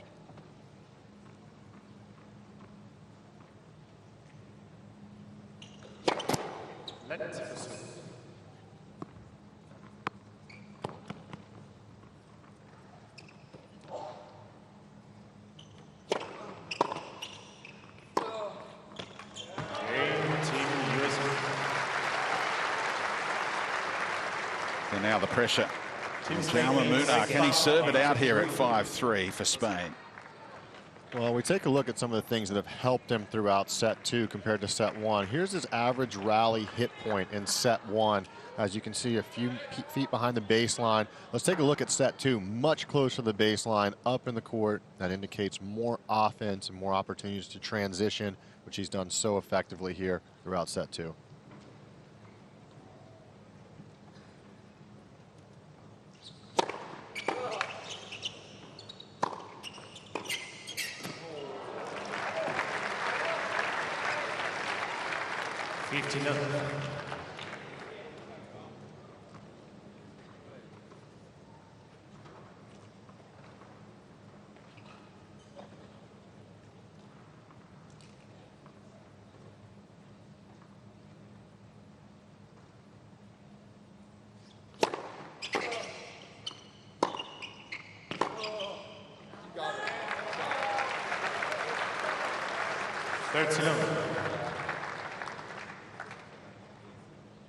Got him in that corner. 2 points in a row. And he's 2 points away.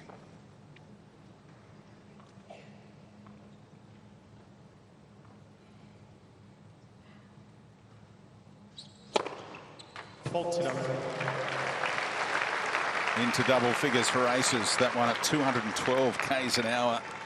He's been regularly over 210. Fastest is 217, and now 3 set points.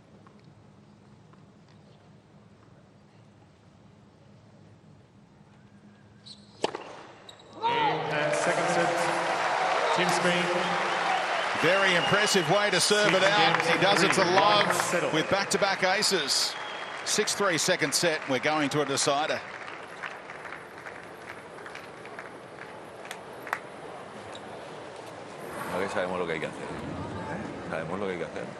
Very clean set there from Munar and Team Spain. You don't want to change one the gear, set right? away now from getting through Team USA.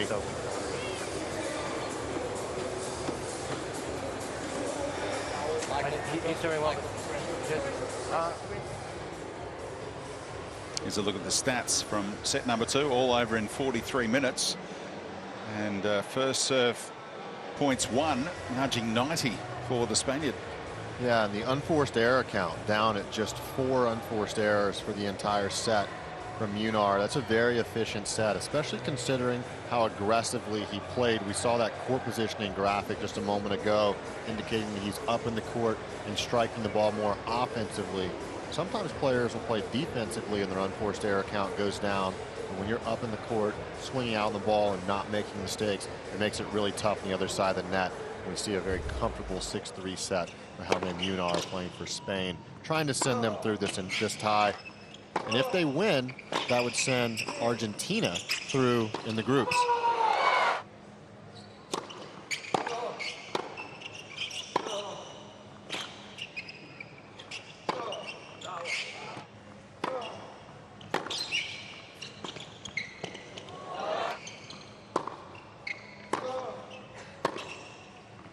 So we are off to a deciding set here between Jaume Munar and the American Taylor Fritz.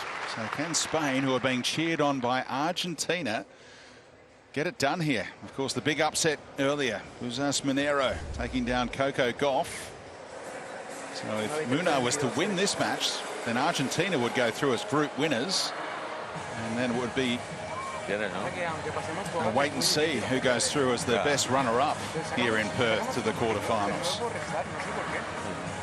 Time. Switzerland already through after back-to-back wins. Stan Wawrinka, the captain and player at the age of 40, producing some stunning performances. Went down last night, but what a match that was against Flavio Caboli under the lights here at RAC Arena. We've had some incredible matches throughout the week already. Obviously, Wawrinka at 40 years of age out here leaving it all on the line. Baez the other day, and now Munar with an inspired performance. It's been really good tennis.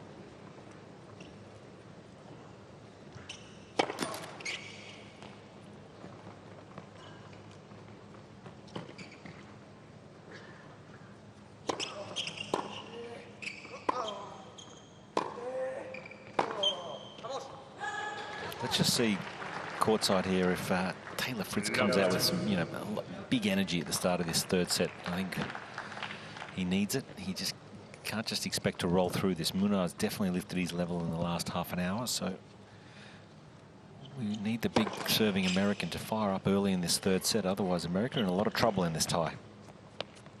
Got your golf clubs here, Josh? You might get a lesson. I'd love to have a game.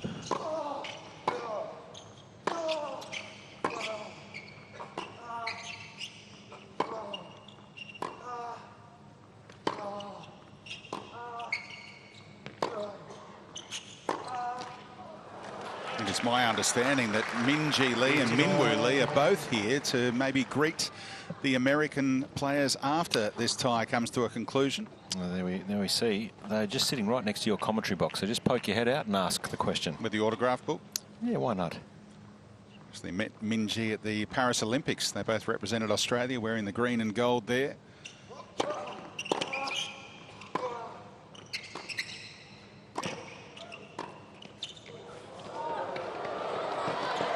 He got him with the lob again. He's had it on a string today. Well, Taylor Fritz, once these points get past the first ball strike, is in the serve and return. He's struggled a lot. He's really struggled on second serve return points. He's struggled anytime these points are developing. You get the feeling that Munar is far the better player at the moment in the baseline exchanges. Taylor's going to have to find a way to be more effective once these rallies start to get going.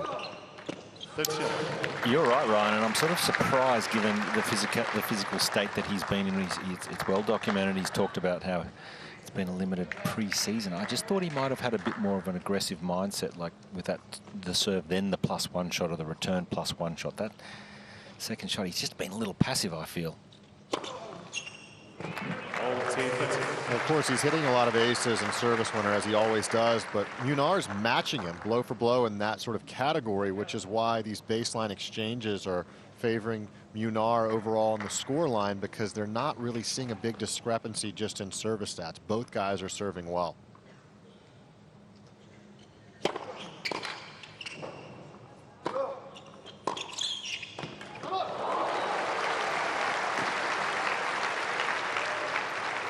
If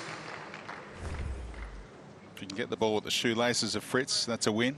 Well, this is the inside end that Fritz goes to often, and you see Munar, he's already moving that way fast. He's anticipating the favorite shots of Fritz. They did play before a couple years prior.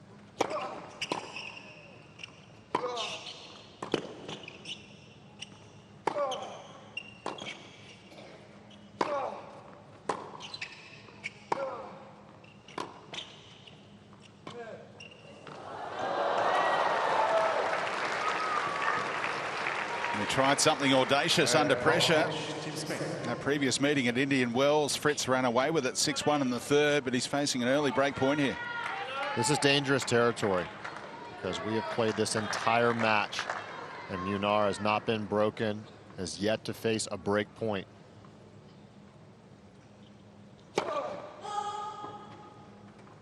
Gets a look at a second serve.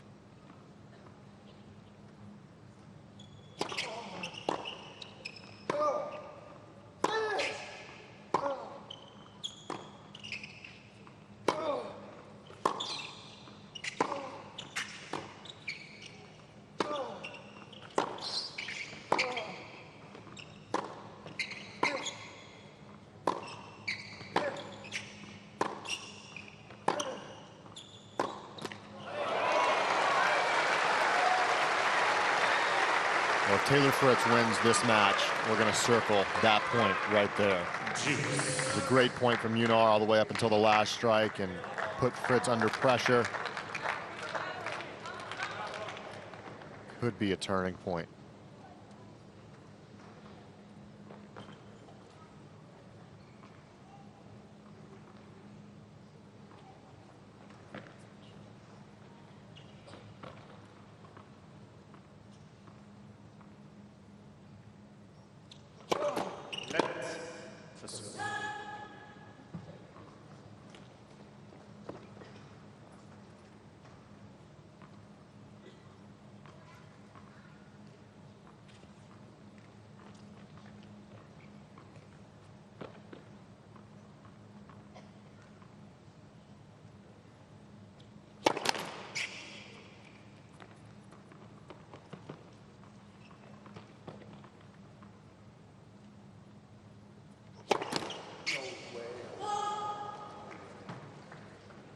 Can't believe it, but it is double fault number 5 for the match.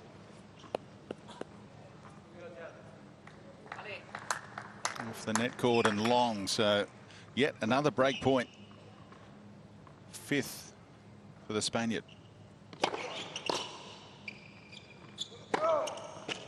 The old trusty 1-2, serve out wide, and the forehand to put it away. But you can cut the tension with a knife right now, Josh. Certainly can. You can just see Team America there up and about. They're really just trying to urge their man just to try and get through this game. Just get on the board, get in front, create a bit of scoreboard pressure. I'm sure, you know, 3 or 4 hours ago, Team USA were not expecting to be in this position at all.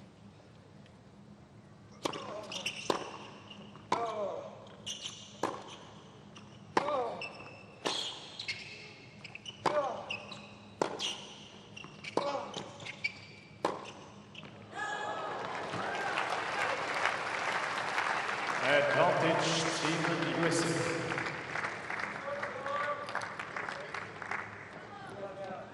A couple of backhand misses from Munar in this game.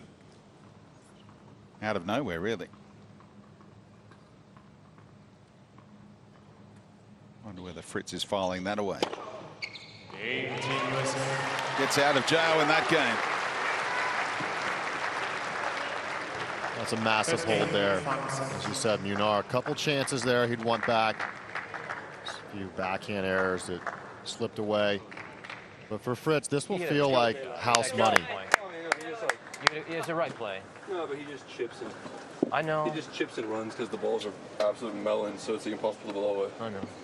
When the dropper wasn't a bad play, and again, don't continue to come forward when you can. No, I'm not. Just full commit. The one forehand, you hit it and then you stood there. Just fucking put it. There's the live standings in Group A. Argentina still top of the group. That could all change if Taylor Fritz and then the mixed doubles team can record victories for the US. He sees it and then plays like a dead slice, and then I can never have like any. So the balls, the tennis balls, are like melons. That'll be a quotable quote, perhaps, that might go around the world. Well, that will help him on return because Munar has been serving beautifully. Munar is up at 87% of first serve points won for the match, which means that when he lands that first serve, he's been nearly unbeatable. He's going to need some help, Fritz is trying to get back in this return positions where he puts some pressure on Munar. He's yet to have a break point, but after coming back in that previous game, will the pressure shift?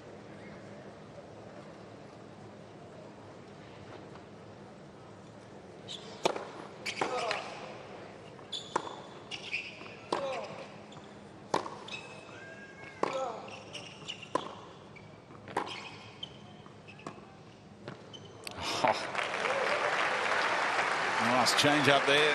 59.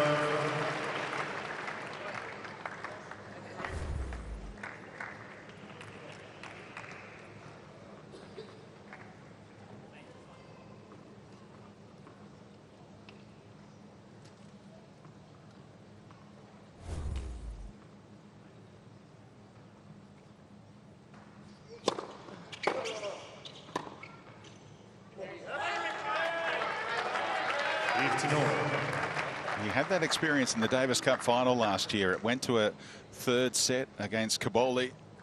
They were down 1-0 in that tie. Spain at the time, so Italy were on the precipice. Went down 7-5 to the Italian there, but experience gained for moments like this in a deciding set in a team environment against the US.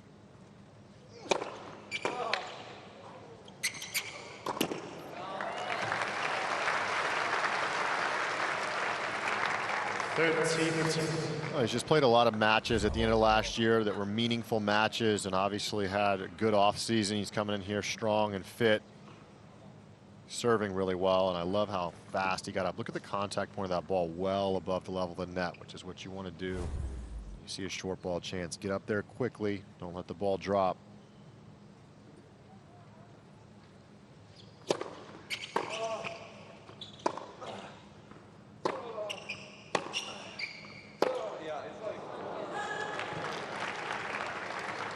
Full team 15. Oh yeah, stay relaxed. Stay relaxed. Stay relaxed. Keep it compact. Come on. Sometimes the over-analysis can be to your detriment. I think that's why Mike Russell is telling him just relax. You know, the more you talk about something at times, it can become a greater issue.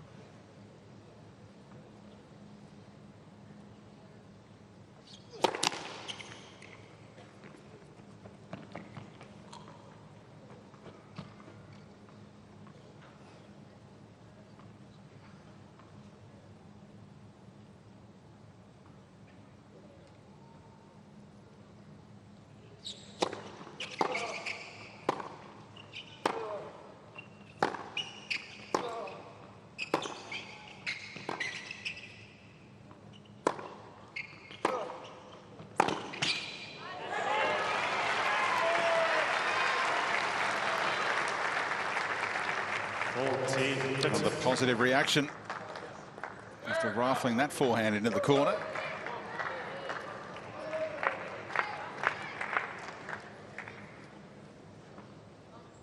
He hasn't really shown the ability to grind out Munar in some of these longer exchanges. Counterpunching isn't really his style, so I like him staying with his foot on the gas, even if he makes some mistakes.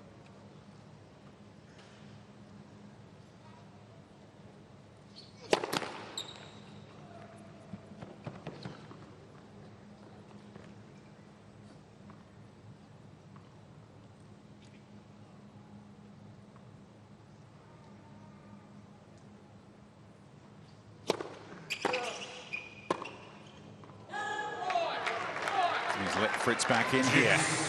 40-15 up. Fritz has juice. Can he fashion that long-awaited break point now?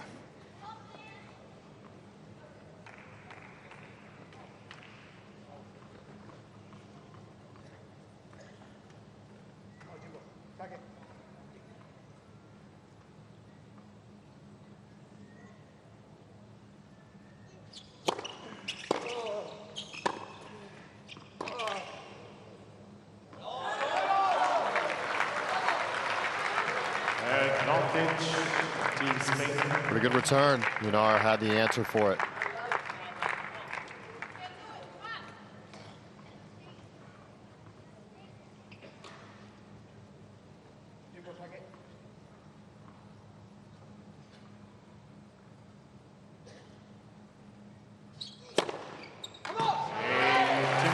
Vamos is the cry from Jaume Munar as he holds to level it early in the third. Well, it's not just the aces that he's hit, it's also the timing. He's been very selective with making sure he stepped up to the line and took that extra moment to gather himself when he really needed to play some of his best tennis. In these crucial moments, he's been able to find the answers. And now Fritz back under the gun. The win predictor before the match, 60-40 in favor of Taylor Fritz, and we're still there. Sure, it's fluctuated throughout the match, but we're back where we started.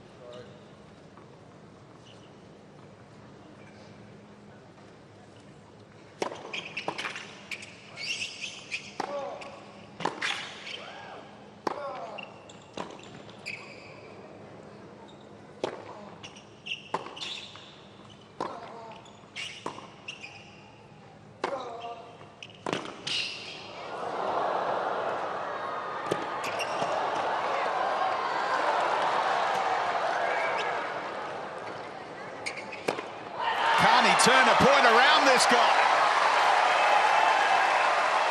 Defensive skills that are off the charts.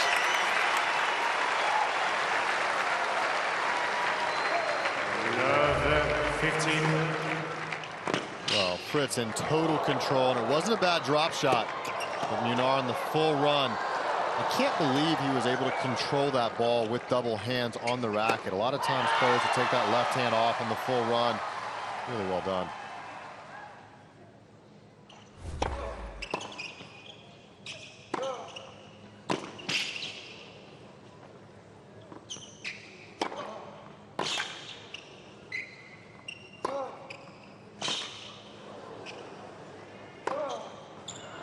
Finally puts it away, finds a way past the Spaniard. John, what's the body language like down there right now for Fritz courtside? Is his body language a little bit up and down. It looks to me like he's showing some responses to Mike Russell that are a little bit frustrated by the movement of Munar.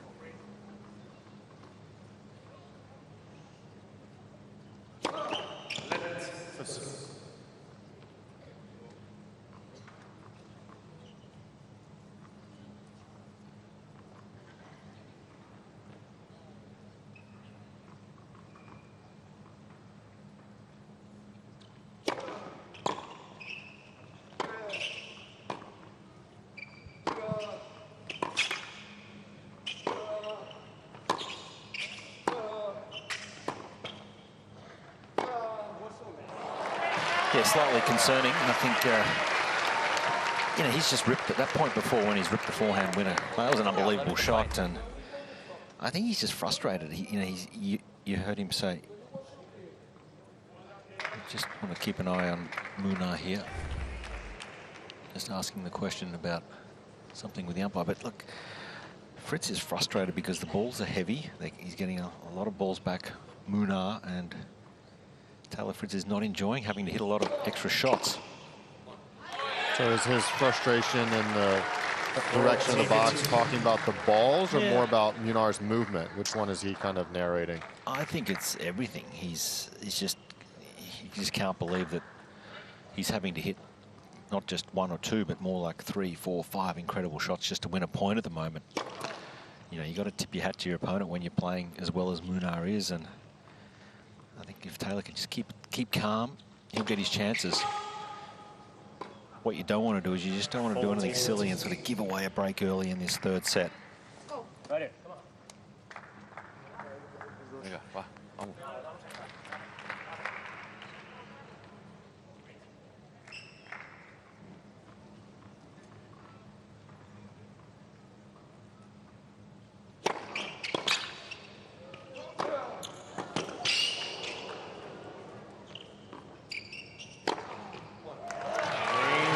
The smash away from really deep in the court. That's a confidence booster because those lobs have been on point from Munar, but he leads 2-1. He's taking me off so much. He just hits every ball on the baseline. I know. Has to do it to beat you, man. Great defense. Just keep going, doing what you're doing. Just going after it. I'm like ripping these ones. I know. His wheels are gonna like I can come in, but it's not going to be like quick and explosive enough to then like cut and then like you know what I mean. Like it's just not going to be good. Like I need to just hit and, stand in place. Save your energy. I mean, to be honest, I don't know which one of those is coming anyways. He's hitting them. They're landing them all on the baseline. I mean, if you're going to pick anything, more in the forehand than the backhand. The backhand, he does a better job getting it lower. Yeah, but the forehand deep. I know. It's straight up in the air, so if I come in, I'd have to hit it like Save your energy. I have to hit it over. I understand. Just listen, for me, if you come in, just hard press on it. Don't wait to see what he does. Just hard press. I don't think I'm too tired. But I'm just saying, if you do decide, I'm just saying just hard press. Yeah. It's pretty much every time, it pretty much chips it. He rarely like tries to rip it on the run. So, you're playing great. Keep doing it. Good time management. Time.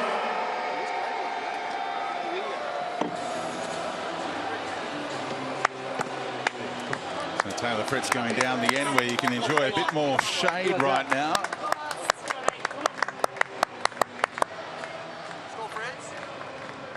Jaume Munar coming down the end of the American bench, where he did have a stare down earlier on in the match.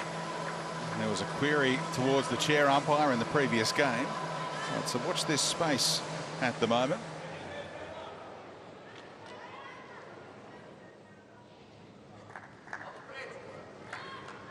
We're talking a little bit about the balls. This is new balls here, which helps the court speed up. Balls will feel like they're flying through the court faster again.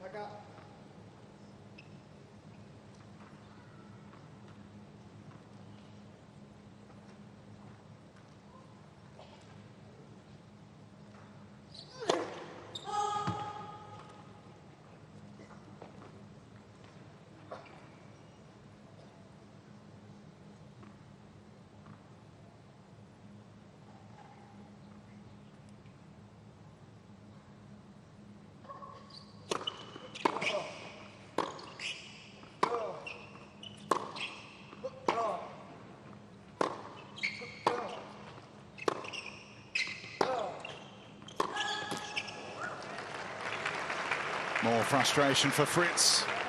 30.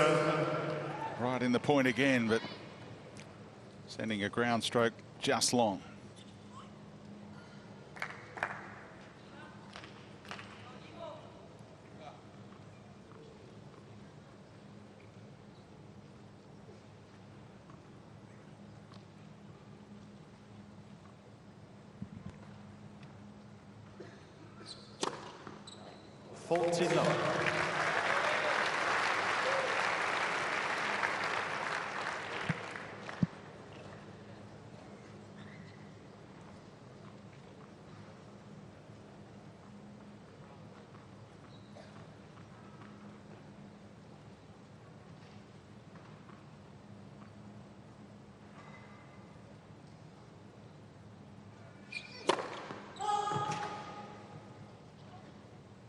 Couple of uncharacteristic misses long in this service game from Munar.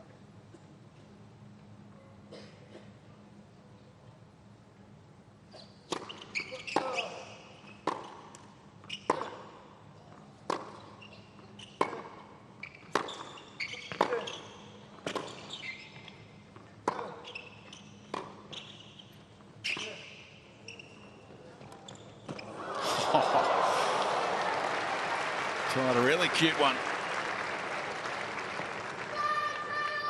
40-50. Sometimes the scoreline dictates how risky you want to be, and this was a 40-love selection if I've ever seen one. Got the 60-degree wedge out. Yeah, and he played it just about like I do whenever I'm trying to hit the 60 and it goes 4 feet in front of me. Maybe Minwoo Lee can give him a tip, or Minji later on that one.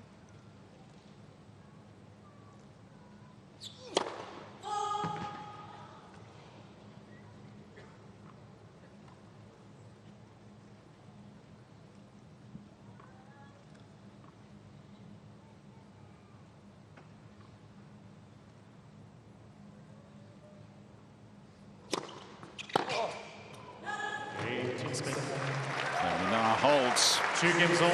And in 2024, he wanted to get better. He sat down with his team. He said, we've got to make some changes to my game. So in 2025, it was all about implementing them against opposition. And now in 2026, he hopes to thrive and really rise in the rankings. And he's showing every indication why he can do that. Well, it sounds simple to just think, okay, well, at the end of the year, let's have that team meeting and figure out what you can do better. But oftentimes you've been out on tour for so many years and you hit a wall and you hit that roadblock. It can be easy to get discouraged. So you got to tip your cap to him for going back to the drawing board and finding a way to keep making those improvements.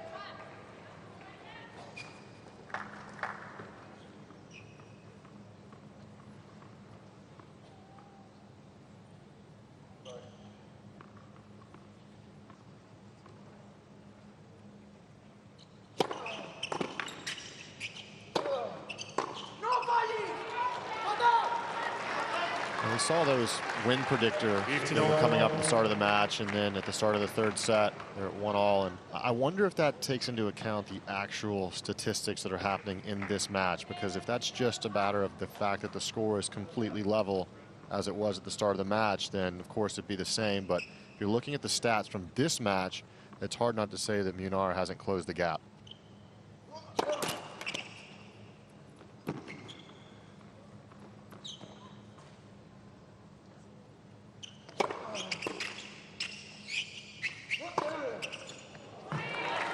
Oh, another puff of the cheeks. A little closer to the line that he wanted.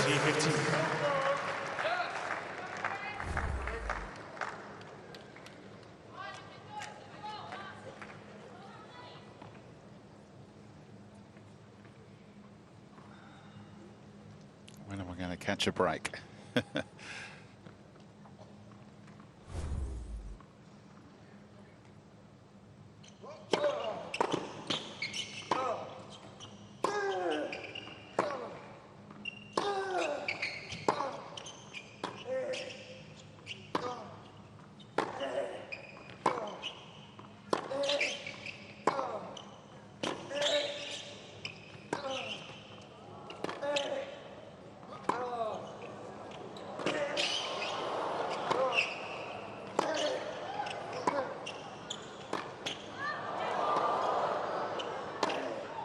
Oh, mesmerizing tennis. Every shot in the book.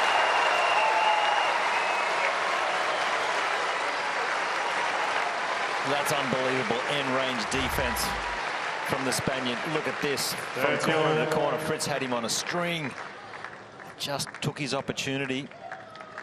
That is such good skills from Munar. Pushed from corner to corner and he just refused to miss. Great discipline.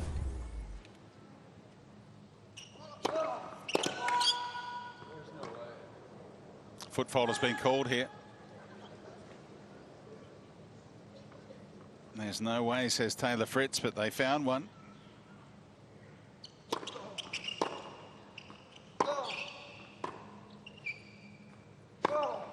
And he got on with business. Well, it's hard to argue with AI, although many players still tend to do it.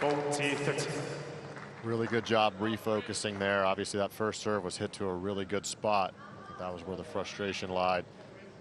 But he held his nerve.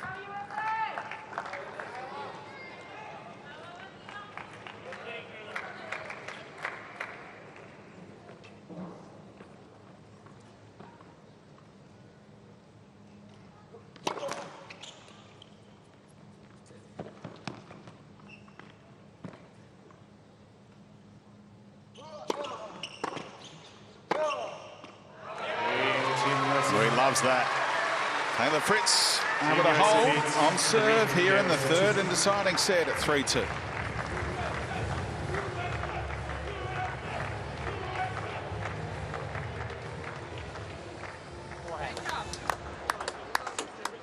Come on.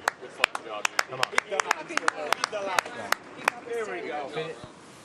Perth is surrounded by many wine regions offering diverse experiences from family-friendly to boutique wineries. Enjoy the relaxed al fresco dining atmosphere amongst the charming scenery of the countryside. Barrel tastings offer unique experiences showing the local charm of the wineries of WA. Maybe we should head there, Speedy. Yeah, it looks like the perfect drop. Maybe tomorrow afternoon. Am I invited? Of course. Love that. And there is no night session tomorrow, of course, just the day session to warm up for the quarterfinals. So off to the wineries we go. Love it. I'm not going drink for drink with the Aussies. No. On his serve, when you're in the rally, don't be afraid to just rip him down the middle. Don't give him the angles. Because he's literally just going 1-1. No, I know. When you don't give him the angle, then he actually has to lift you something, and then you can create something.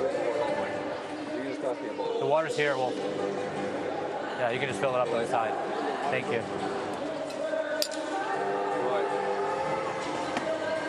Do you like that reinforcement about not giving the Spaniard angles? Yeah, that's what I was saying a few moments ago, right? When you're looking at the way that things can develop to favor Fritz, you take away the movement aspect. The more that you play down the middle of the court, you take out the width of the court and becomes more of a straight-on match. I think that favors Fritz.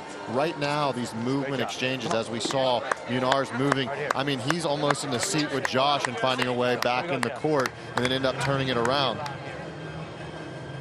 Excellent coaching from Mike Russell. Keeping it simple, clear. And yeah, he's an experienced campaigner, Mike Russell. He's seen it all before. I just think that's great coaching, just trying to give Taylor simple, clear messaging, not overcomplicating it. Taylor loves to overcomplicate at times, and I think just overthinks.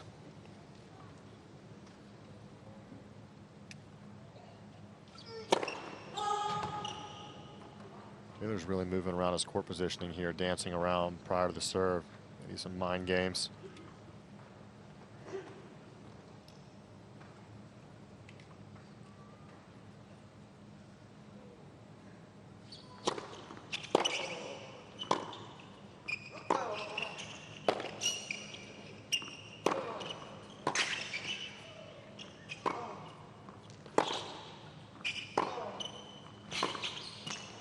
That's a good point, and Ryan, I'm a little surprised. This is a better point from Taylor Fritz, but just maybe take a few more chances on return. Like, you've got the big serve. You know you're going to hold many times in this match. I'm a bit surprised he hasn't taken more risk on some return games.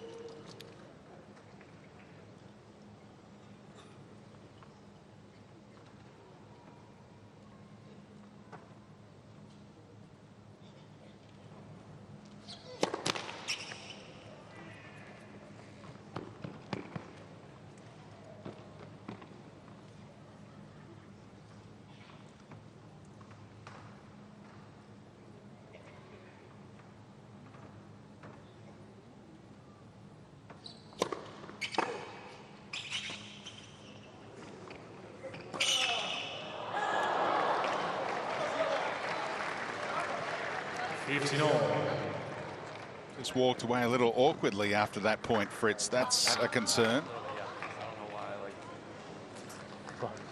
Come on, right here. Come on. First real sign of a poor decision with the drop shot from Munar, and Fritz was up there in enough time to do something with it. It's hard to tell if the wince was on pain or frustration, maybe a bit of both.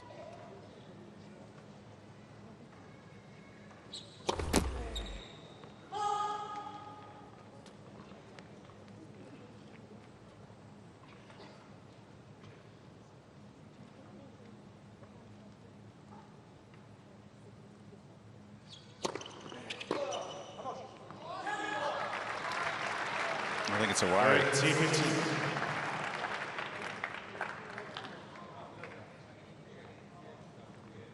It's a watch right now. Taylor Fritz heading into the year's first Grand Slam event in Melbourne. Troubled by knee tendonitis. How is the fitness?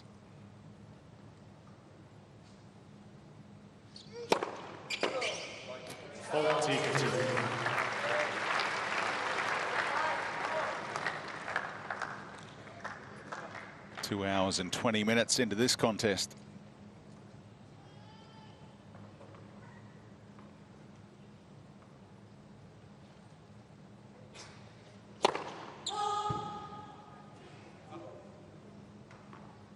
See the LED lights on the net post standing out now, and chair umpire, his chair also lighting up for the out calls.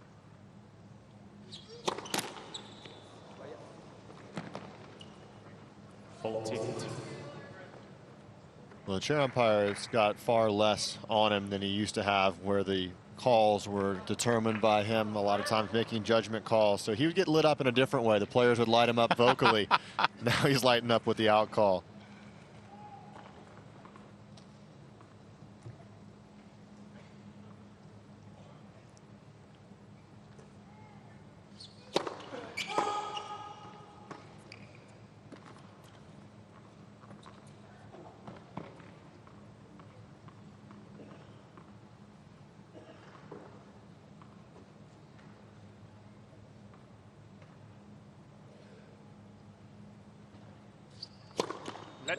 second serve.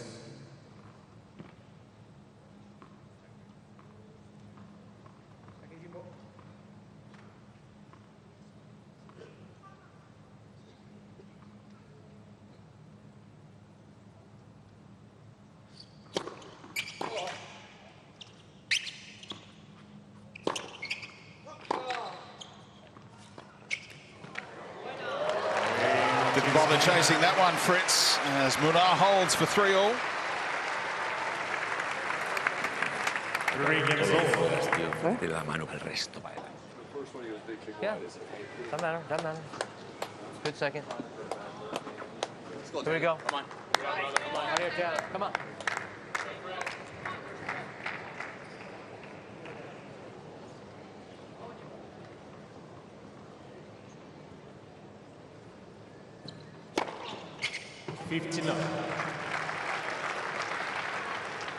Served 22 aces against Baez, and he's up to 15 today.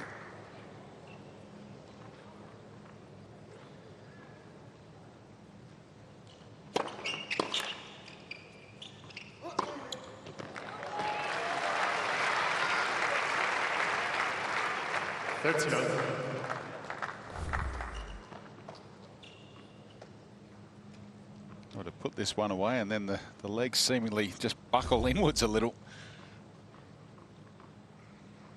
Taylor Fritz fans holding their breath at times. He's still got that service humming. Yeah, this is a lot better rhythm here on the serve. Finding that first serve more frequently, and the locations are improving.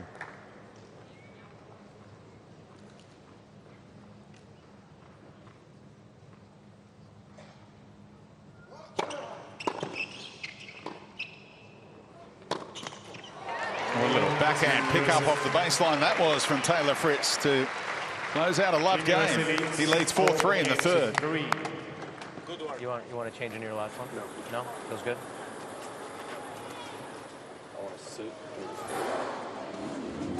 Well, it was the first point of that last game on return, where as Mike Russell instructed, he played deep down the middle, got the mishit from Munar, and Fritz got in control of the point.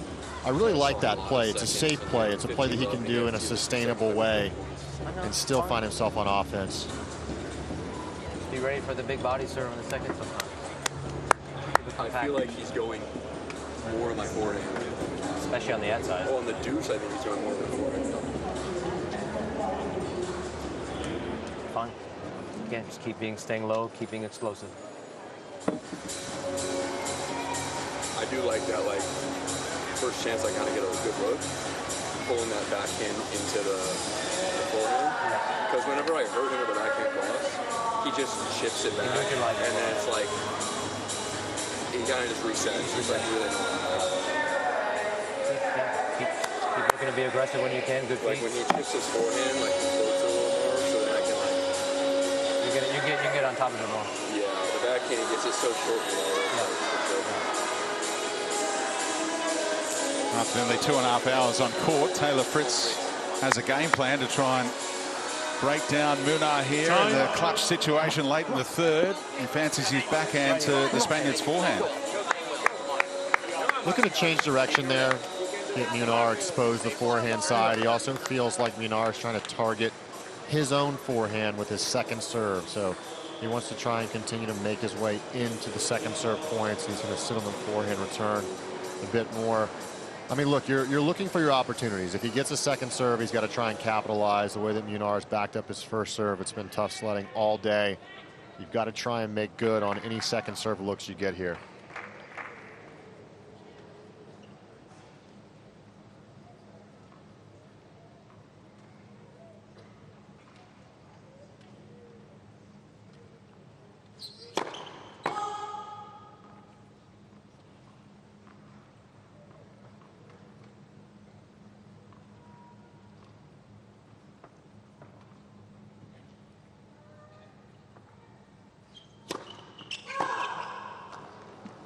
We can't believe it's a double.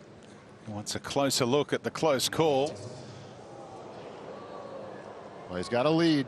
Any deficit at this point, even love 15, feels so much pressure. You know that on any situation, you're only a couple points away from being in deep trouble. Pressure's on now for Munar.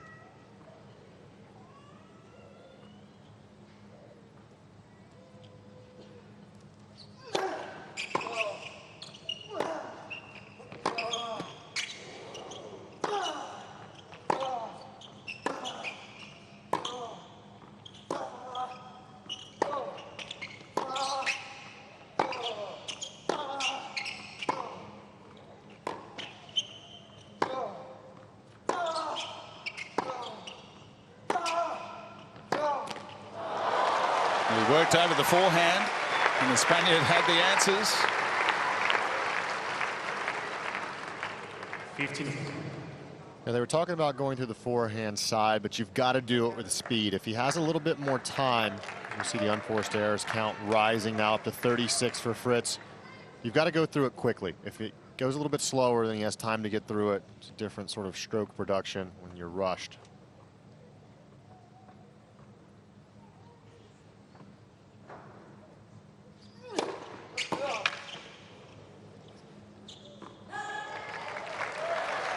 T15.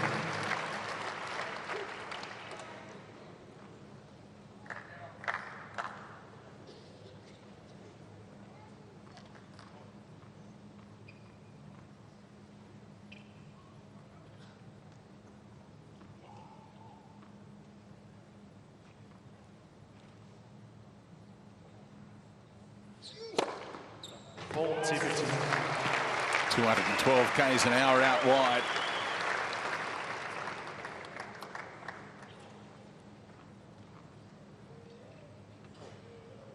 Not far off his fastest today at 217.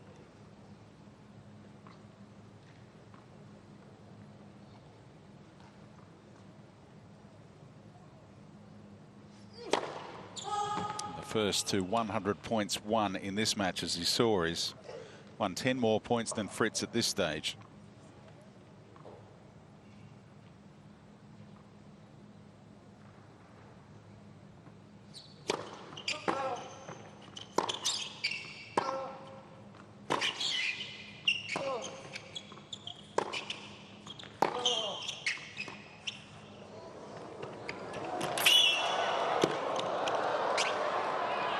Great hustle from Fritz. Tracked it down somehow.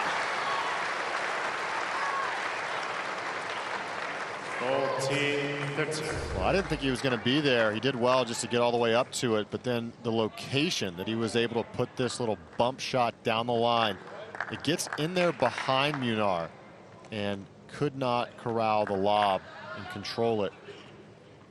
This will test that knee. Sliding on the hard courts.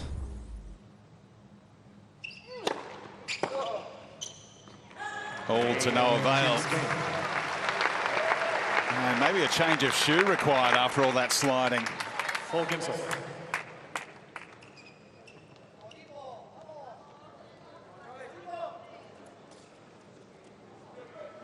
Yeah. Might have hurt his foot, actually. I think he's talking about. Ladies and gentlemen, the physio is important.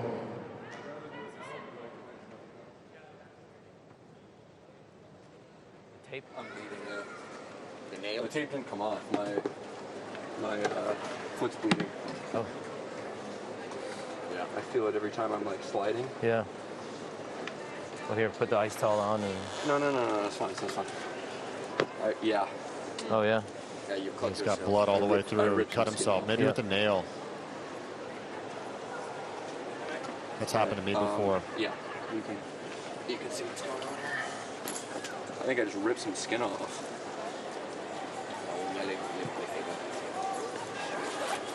I'm trying not to like. Your toenail. Oh, another one here too. Oh yeah, there's Put this on. Sometimes it's not a pretty sight when a tennis player's shoes come off. Yeah, I mean, there's a number of things that can happen. You know, you can get get the toes at the end of the shoe into the top of the shoe, and sometimes the toenail will snap in the middle. Other times, if your nail's a little bit longer and the toes are smushed up against each other, you can get a digging effect into the toe next to it, and that can be quite annoying if that slit in your skin starts to grow. So you don't know exactly what's happened, but there was a substantial amount of blood there on the sock, and Taylor was aware of it. Players never used to slide on hard courts, did they? But he just slid a good foot there after it seems like the contact. everyone does now. I think Novak started an epidemic of sliding.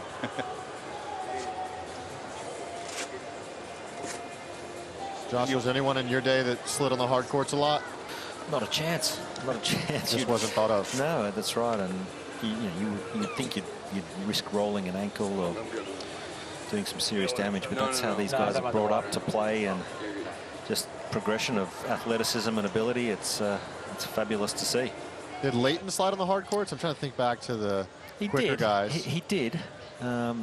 Maybe not both sides. Maybe onto the forehand side. But maybe not out wide to the backhand. Whereas most guys these days lead off that left leg and slide off that left side on a double-handed backhand.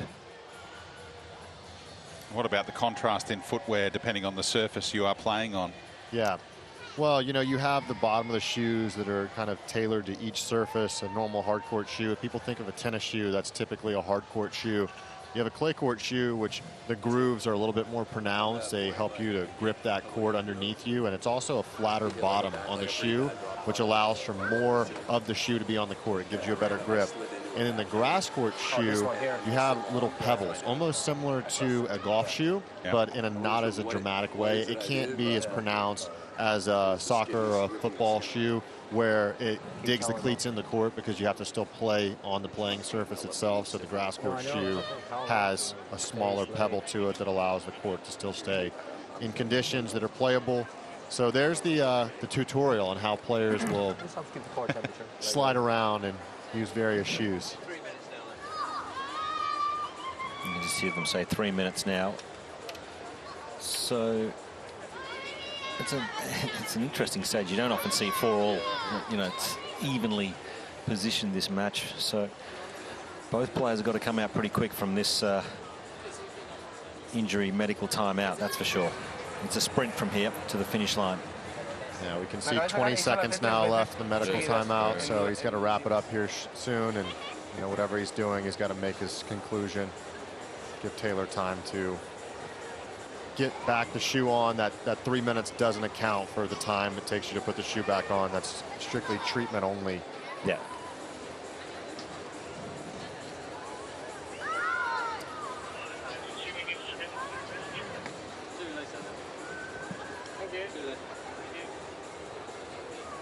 Granted a little extension here. Well, they're saying thank you from the supervisor as they know the time's up. No, I've just been chatting to Pam Whitecross, and she's been telling me if there's blood, you get an extra couple of minutes. Oh, wow, okay. So we're learning. We're learning the rules every day. Yeah, well, we had the hindrance rule, so I'm becoming well educated here. Did you ever have a situation where you took a fall and had a substantial amount of blood on the court, a strawberry off the knee or something? Not during a tournament. Not during. Yeah, well, social situations, I think we've all been a little bit more clumsy. But that's interesting, isn't it? You get a couple of extra minutes if there's blood, so I didn't know that. Jerry Armstrong also informing Taylor Fritz of that as well. So the sock is going back on. Not easy, is it, Ryan, when you've sat down for 5 to 7, 8 minutes and have to come out and fire it up?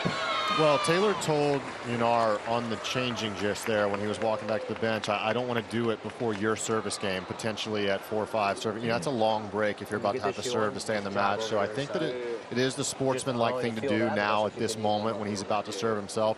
With the blood on the sock, he would have been afforded the medical timeout if he wanted to take it at 5-4. He could have actually used that as a bit of a icing the opponent tactic, but he chose to do it now before his own serve, which is the commendable thing to do in my opinion. Absolutely. No, he's played this match in absolute fair and fine spirits, as you would expect, Taylor. Keep the energy up, just like you're doing.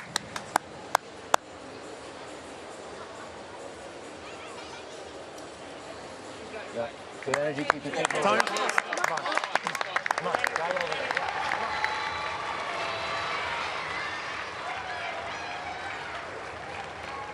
So the total delay since the previous point is going to nudge towards 7 minutes here. As Josh just suggested, it's a sprint to the finish now. Is Taylor Fritz capable of sprinting to that finish line?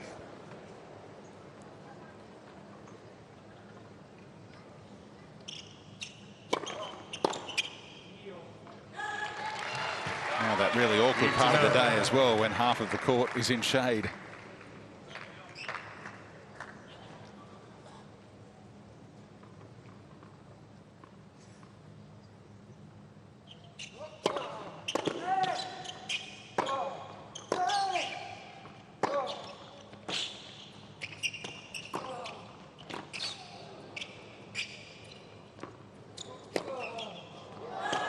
The lobs have just been quite incredible, consistently right throughout the match from the Spaniard. Well, the lobs have been incredible, but I've been equally as impressed by the instincts and just kind of having a sense of how to draw these balls to him. If you look at the way that Fritz is in that position to finish that backhand, Munar's already taking off the court space that Fritz wants to go. Really good court sense.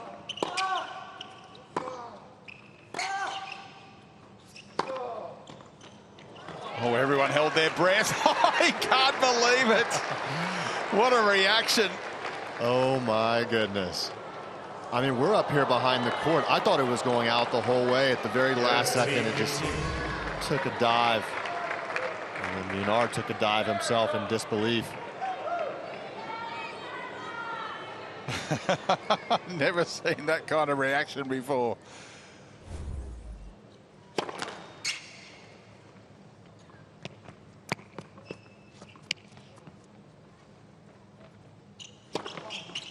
That's definitely out though. So 30 all in the first game after the injury timeout.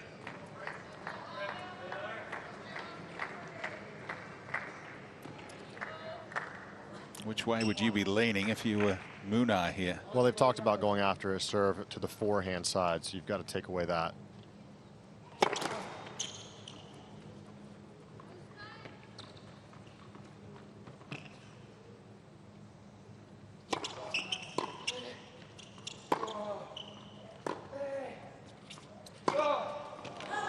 It's a big miss. And a break point coming up. 13-14.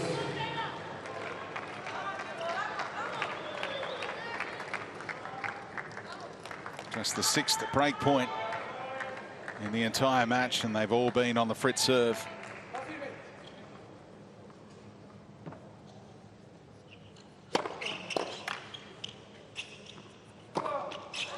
Takes care of it. That's big time. Gee, it's a well out wide, doesn't he, that serve under pressure. We've seen that over the years. Just so clutch from Taylor Fritz. Awesome. The USA champ began, and I think the umpire called it for it to end with plenty of time left on the clock.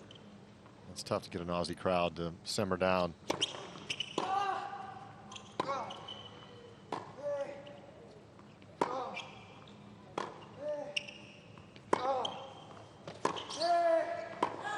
It's long. You know, one thing I find really interesting here, you know, great servers have a way of setting you up. And we saw the stats throughout the match where he was serving after the Munar forehand 65% of the time throughout this match. But then here in the biggest moments, he's gone 3 consecutive times to the backhand of Munar, which shows you he's kind of setting him up in his mind.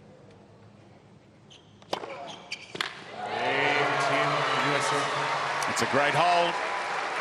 He leads 5-4. Final set.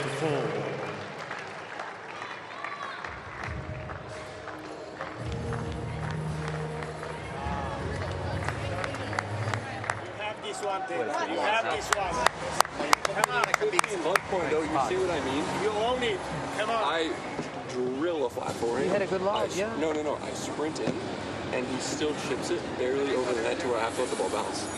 Right, and you had a backhand, fine. Yeah, and I did nothing wrong with it, and he's low over it. Like, my point is like, but you just when I commit. The thing is, if you're not going to come in, you're just going to have to keep hitting it.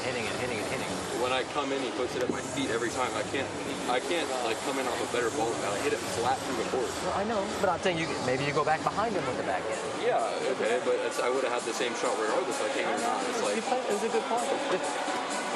He'll give you the opportunity. Maybe you only win 2 out of the 7, but the 2 might come at 4 or 5 now. Just keep trusting. It's a right play. It's the right play. Playing great. Come on, right here. Good energy here. Just focus on good contact in the returns. Don't worry about the next shot. I feel like the last couple of games he served, he's been serving like a ton tee on the deuce. Yeah. Like a lot more than that. Better since the balls are a bit more worn out now. I think it's you want to look at the stats? It's 50-50, but I just think in more on the deuce. No, he's making more when he goes tee. Just like you're saying. So here we go. Here we go. Come on. Another fascinating discussion. Fritz was feeling something on the court that the analytics did not back up. It's happened a couple times throughout this match where they've had slight disagreements on approach. 59.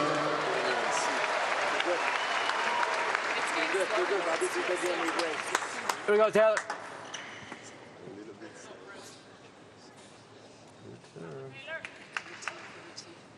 If you're just tuning in, this is a crucial match in the United Cup. Argentina cheering on Spain here. Just go body right into the shale. Nice return.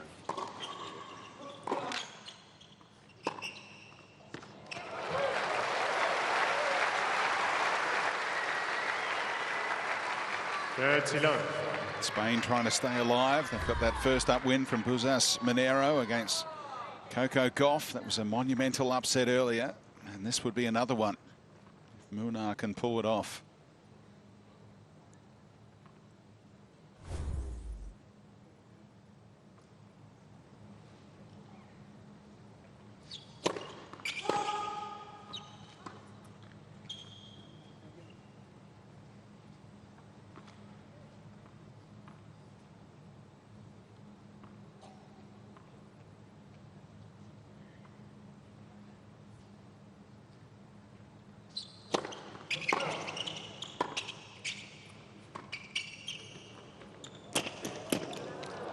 Got there, but pushed it long.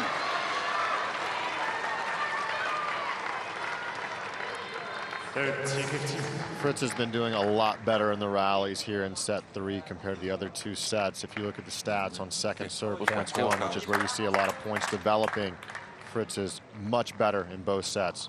He's up from, in the first set, he was only winning 52% of second serve point return points 1. Now he's at 62 for this set.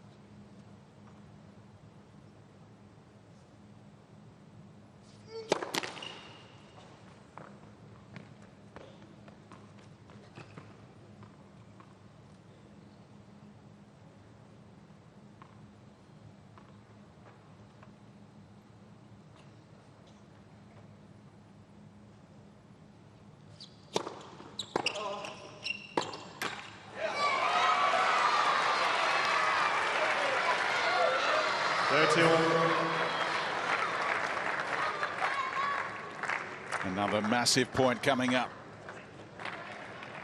Still yet to fashion a break point in the entire match. Taylor Fritz, 2 hours and 45 minutes in. He's got another 30 all.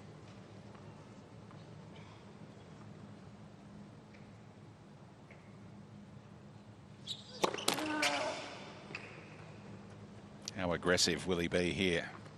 He's going to be looking forehand. That's what he was talking about. So we'll see if he gives it a crack.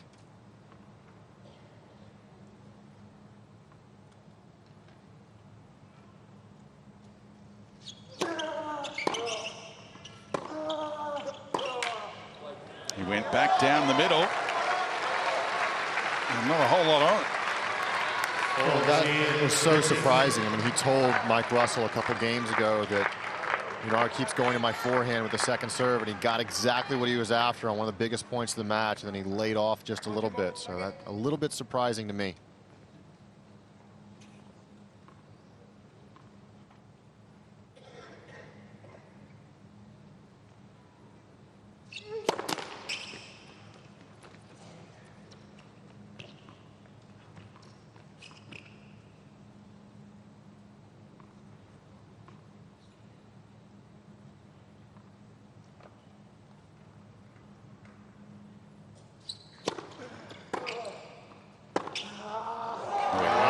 Spain. Holds for 5-all. And that bench that was praying just a moment ago. A fascinating look at the Spanish bench when he was facing that 30-all point. And now mighty relieved on their feet. Well, I mean, at this level, at the level of tennis that Taylor Fritz plays, you can't be in a position where you're getting second serves going exactly where you know that they're going to be going and then relinquishing control that much. You've got to back yourself there. He's so smart and switched on to be reading that correctly.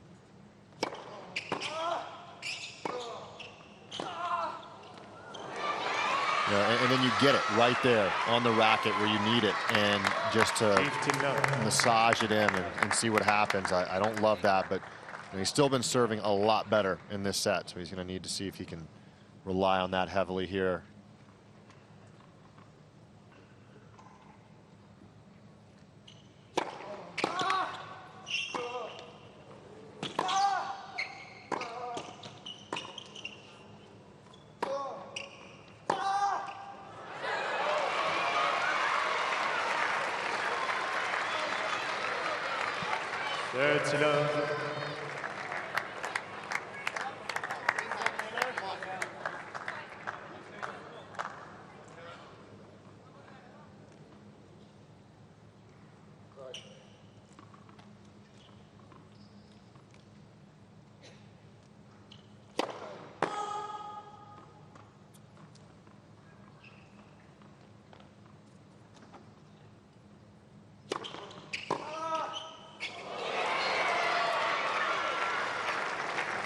Not in the net cords are going his way. Jaume Munar asking for help from above.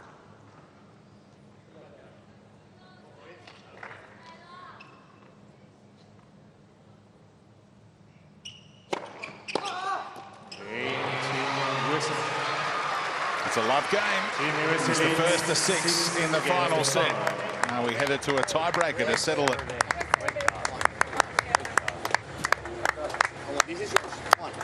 I've got the energy and legs for this. I'm good. Good. Just like. Well,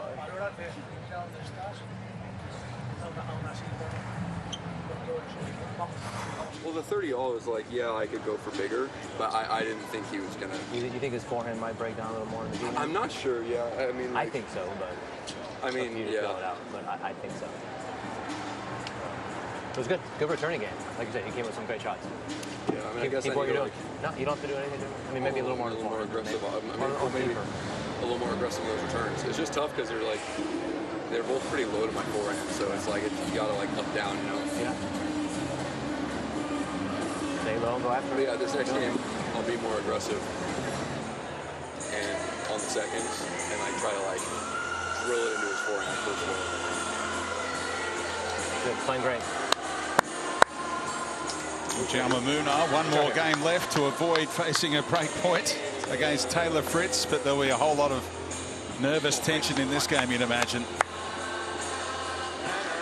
Yeah, that back and forth exchange there from Mike Russell and Fritz. He was talking exactly about what I was saying there in the last game, which was being more aggressive on the second serve return. And he said he's going to make that adjustment. He's going to try and be more opportunistic with the second serve return if the chances present itself.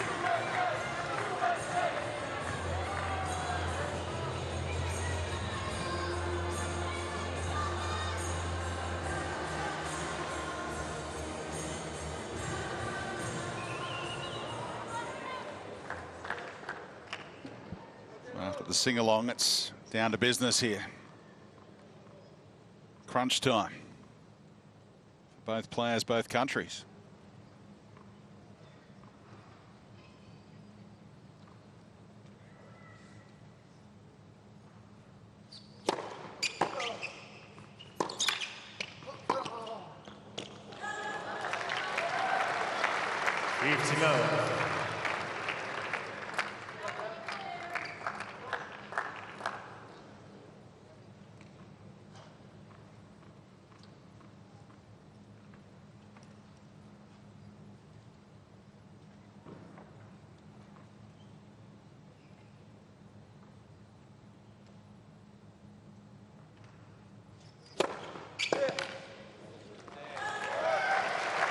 my goodness. Fastest serve of the match at this time, approaching 3 hours on court. He's cranked it up to 220 k's an hour out wide. That fast arm.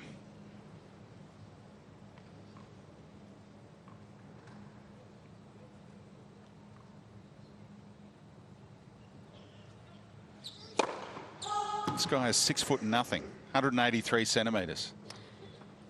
Lively arm.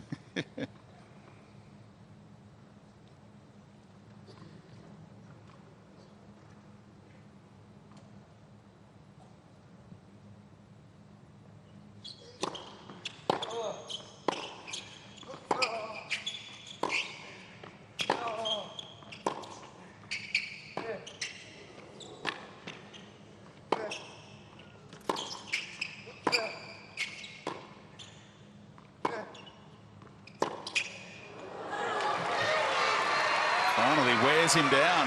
Hasn't won too many exchanges like that, Taylor Fritz. That's the forehand side that Mike Russell's been talking about. That was the unforced error off the forehand. I just sense Mike would love Taylor to attack a little more into on these big points, big moments.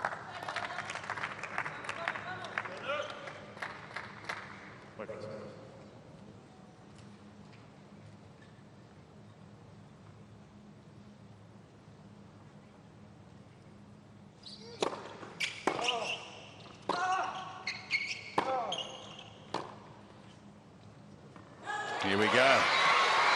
30 all. Taylor Fritz says this time, this is my moment. This is the moment he was talking about. If he gets that second serve return, to be a little bit more aggressive.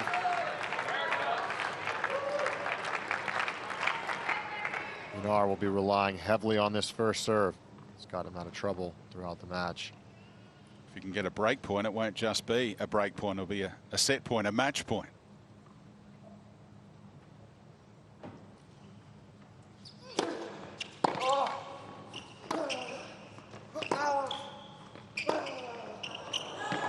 Can you believe it?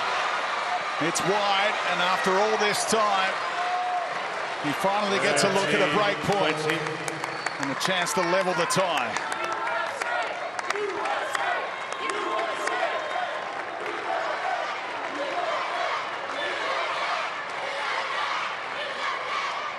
Thank you.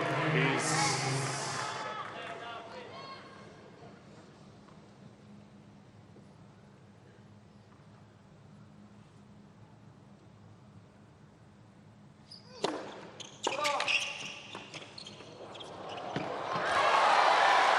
Clutch volley. Break point saved. Match saved for now. Taylor Fritz wasn't going for it, then he thought he could get there, but he wasn't a chance. Yeah, if he'd gone right away, I think he could have gotten there. I think he was assuming that that would have been better. He stopped for just a second.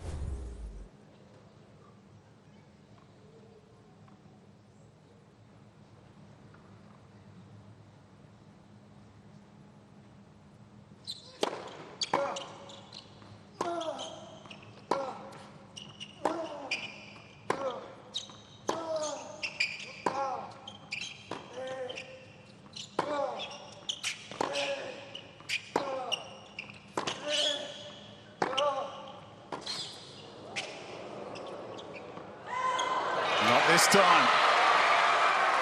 And it's back-to-back. That break close. Advantage, Team USA. Really stepping up his quality of returning.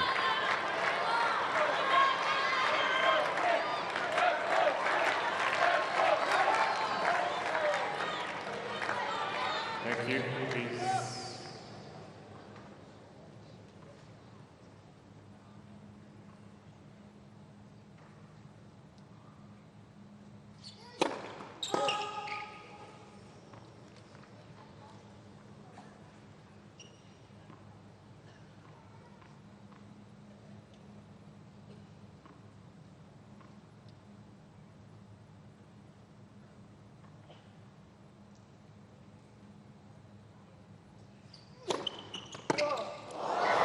He was going for it all right. And it's gone 5 rows back into the stands off the frame. Someone told me if that happens down here, you get 6. And a home run where he's from. Into the bleachers.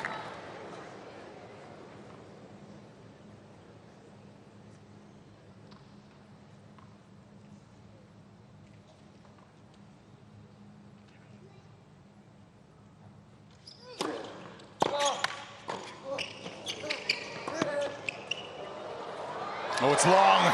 Taylor Fritz was hoping for the drop shot lob combination, but not to be. Advantage, Team Spain. What a volley it was off the shoelaces into the open court. It was a heck of a return, and asked the question from Munar, who had the answer. Incredible volley, as you said.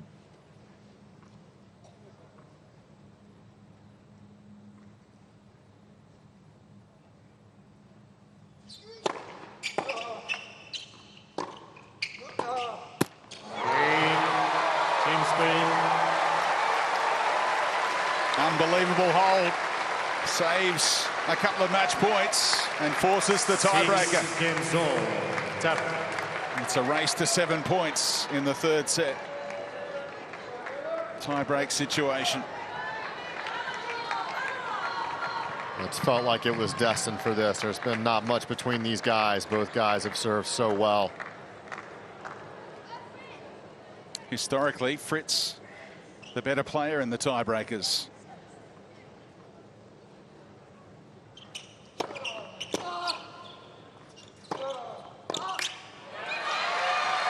Takes care of the first one.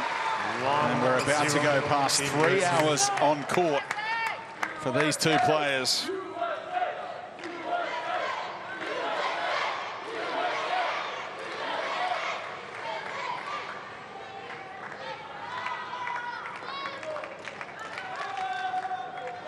And it looks like there's plenty left in the tank.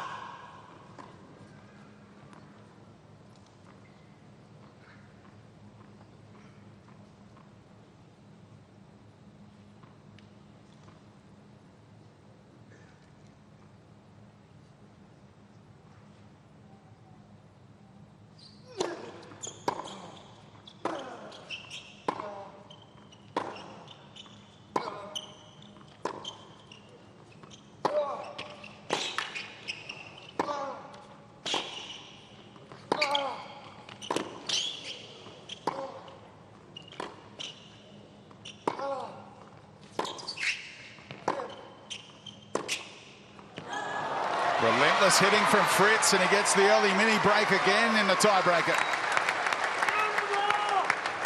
2-0 Team USA.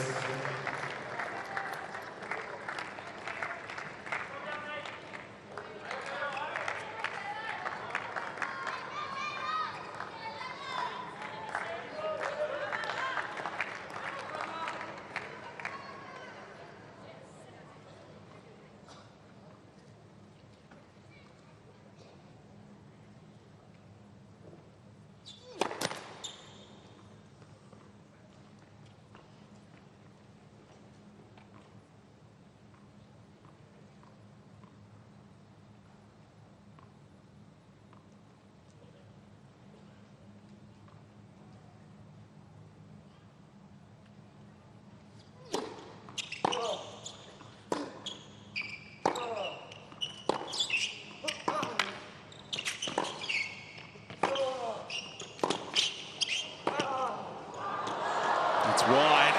And Munar needed that point. Had to work for it again. Another close call there. 2-1 Team USA. There's a lot better points off the back of the court from Taylor Fritz, though. He's staying aggressive. He's moving Munar. I mean, these shots going down the line on the run, they're high risk. Munar is pulling them off.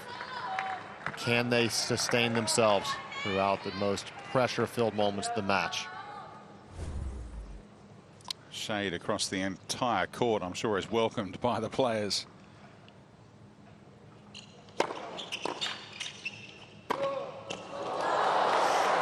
There was some hesitancy about that one. He wasn't sure. He took it on and couldn't control it. Yeah, indecisive there on trying to decide, does he go in the air or let it bounce? Mini break given up.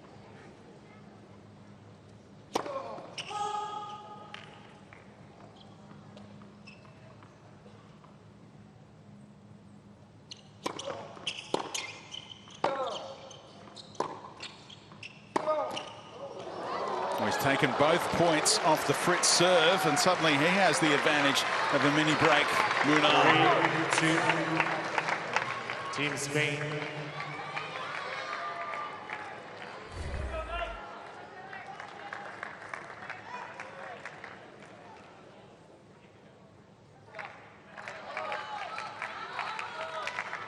How quickly these tiebreakers can turn.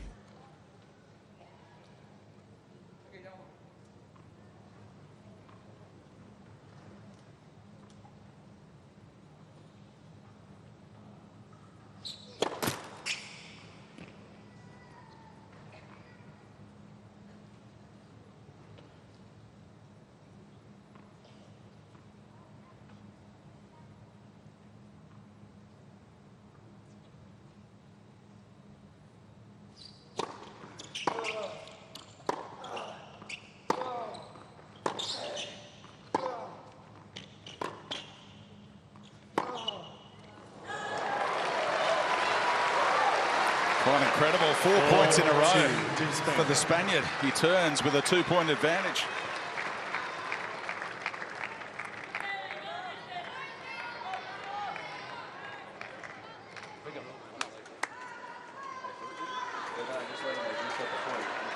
I mean, that's my point. So it's like sometimes.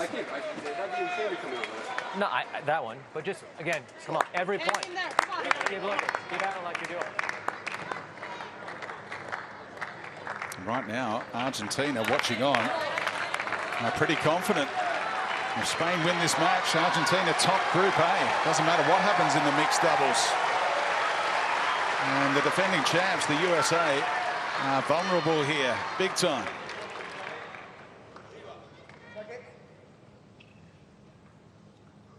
Munar hunting a top 10 scalp at the same time.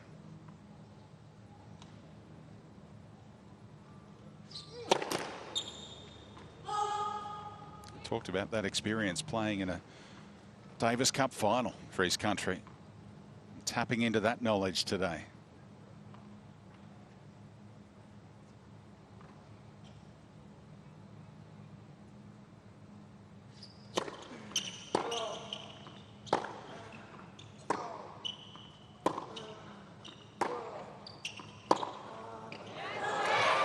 But we're back on serve. 4-3.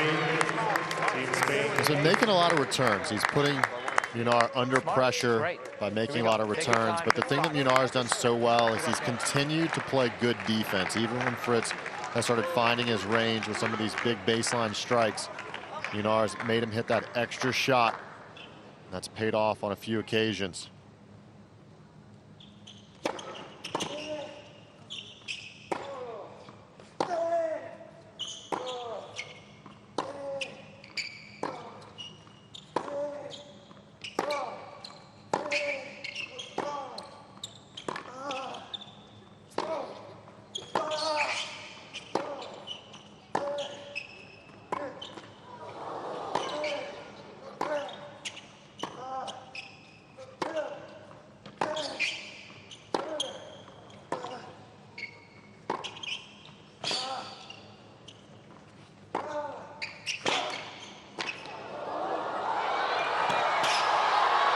It's wide. Fritz was first to make the move, and it paid off.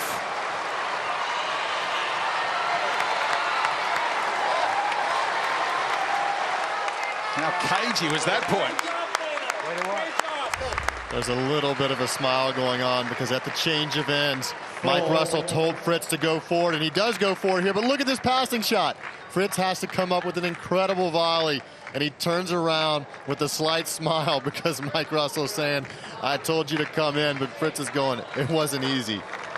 And Fritz's counter-argument was that he keeps getting it at my shoelaces when I do come in. Yep.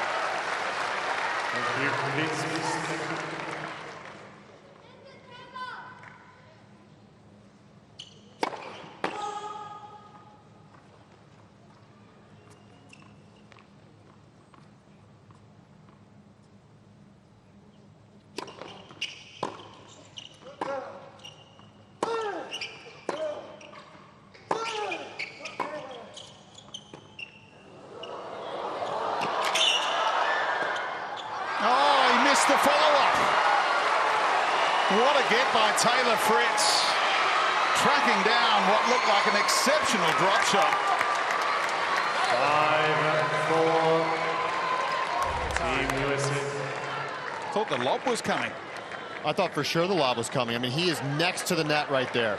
And Munar's hit the lob so successfully and precisely all match. Fritz, again, using the slide into that bloody sock.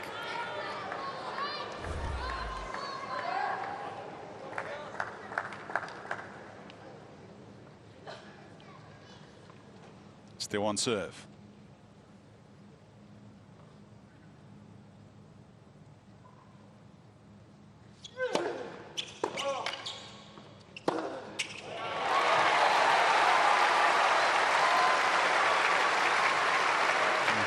Just joined us. Taylor Fritz required a medical timeout. He was bleeding through his sock. That took 5 minutes to repair. But he's still covering the ground out here on RAC Arena. Who is going to have the next match point?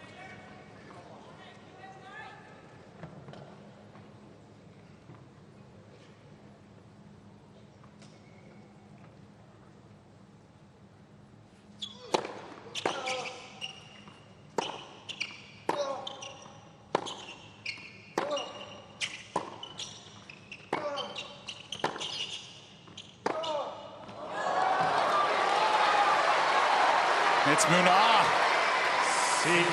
Courtesy of the forehand error from Fritz, who has the chance to seal the tie. Again, take your time, look for your spots.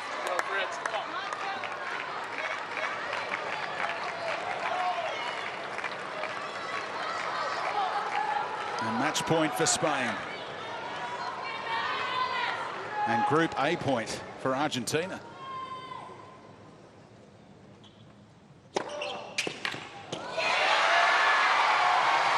Right down the tee. He's hit a couple of lines with one shot to frustrate Munar a little more. They'll turn again at 6-all. This is quite an incredible match. That is so brave. No reason to rush.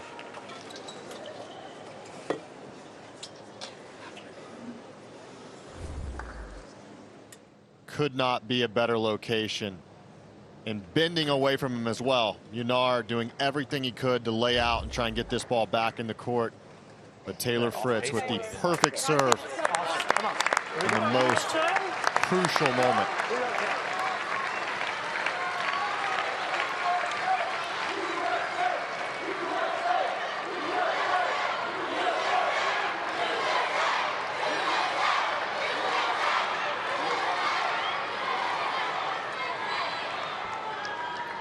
Both players have now saved match points in this one.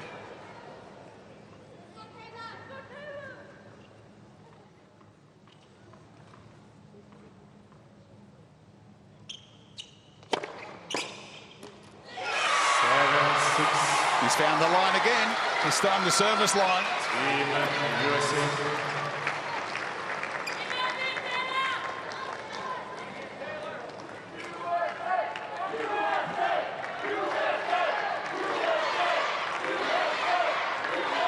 It's a third match point for Fritz.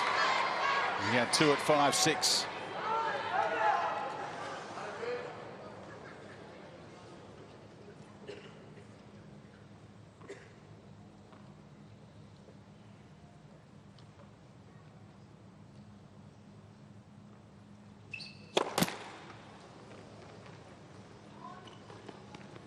Which way now? You got to be sitting on the forehand return.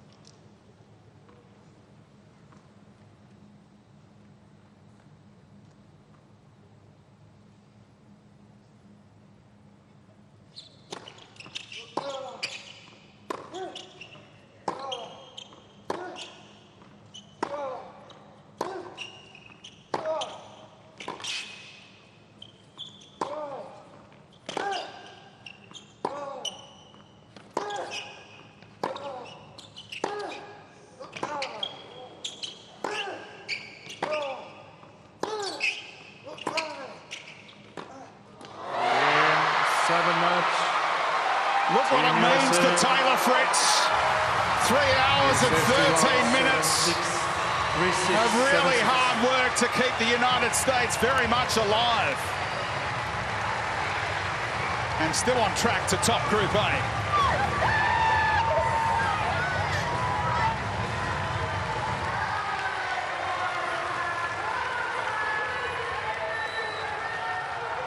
The remarkable matches at the United Cup just keep on coming. Well, it's incredible stuff there at the end. Both guys raised their level. The serving there at the end from Taylor Fritz, facing that match point after having one of his own, and then stepping up and delivering 2 timely first serves, both right off the lines, and then gets into that last rally, asks the question just one too many times. Munar fought so hard to hang in there, but in the end, 1 point was all that it took, and it was that last point where he finally got the breakthrough. So now if they win the mixed doubles, they'll win the group, the United States. Yeah, and I feel very confident in saying that Taylor Fritz will be in the box cheering on his teammates after Christian played so well with Coco. That long physical match there. Obviously, he's bleeding through his shoes right now and has fought so hard to give United States a chance to still advance through this Group A. So Argentina still on top. They were beaten by the United States the other day, but they clean swept Spain, so that's why they're still holding down top spot. And that could all change if the US go on to win the live mixed doubles encounter. What a reaction.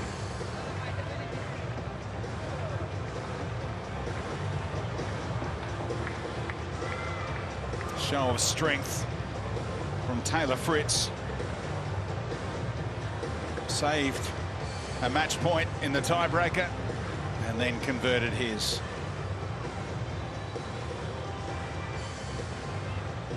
The USA have won 2 of the first 3 United Cups. Still very much in the conversation in 2026. And in conversation with Taylor Fritz is Josh Eagle. Taylor Fritz, incredible drama we've just witnessed. Under all sorts of pressure, blood coming out of the foot, battling injury. That was one heck of a win. Congratulations. Thank you.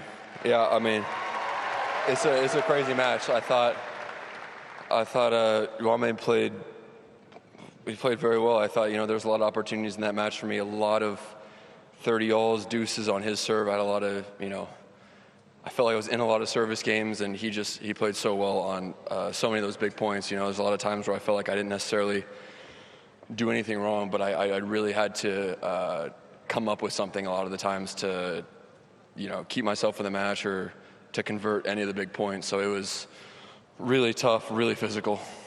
I mean, you didn't get a break point until deep in the 3rd set, which was phenomenal. Just a phenomenal mental effort. But what were you thinking down match point, and just to come up so clutch on those 2 huge serves deep in that tiebreak? Yeah, I mean, it was tough. I noticed that too. I felt like I was in a lot of service games. You know, like I said, like a couple 15-30s, a lot of 30-alls. I had so many 30-alls, so many deuces. I'd like to know how many times I was actually 1 point away from a break point that I didn't win. It was probably a lot. So, you know, I didn't feel like I was getting completely shut out the whole time. I felt like, you know, the break was going to come for me, and it never did. Like I said, he played those big points on his serve, those 30-alls, those deuces so well, so consistently. So, yeah, at that moment in the breaker, I don't know, I felt like I've been going flat wide a lot on the down match point. So I felt like if I could really hit a good cutter tee, I might be able to get a free point, just because I've been going the other way so much. So I came through. Just physically, I mean, that was nearly 3 hours and 30 minutes. You really had to cover some serious court. How are you feeling? You're all good to go? I mean, once I cool down, I'm gonna feel awful. But it was tough. It kind of came in. It kind of came in waves. You know, parts of the second set, beginning of the third, I was getting really exhausted because, you know, once the balls would get worn out, he was just making every single, like, chipping every return, chipping so much from the baseline. It felt like I had to just unload on like 5-6 balls just to win a single point. So it was tough. And then, yeah, my knee, I felt like obviously something I'm dealing with, something I'm gonna be dealing with for a while before I can, you know, it takes a while to just rehab and strengthen. But I kind of started feeling it towards the end of the first set, but you know, it didn't really get any worse. Typically I start feeling it and then it just gets worse and worse and worse till I can't even like bend it. So I'm really happy with the fact that it kind of just stayed at the level it was at, and I was able to, you know, it's not bad enough to stop me from playing through. Well, that was an incredible victory. You've kept USA in the tie. Taylor Fritz, congratulations. Keep moving, mate. You're going well. Thank you.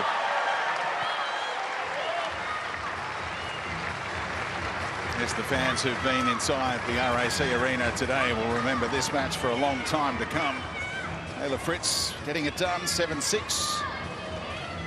3-6, 7-6.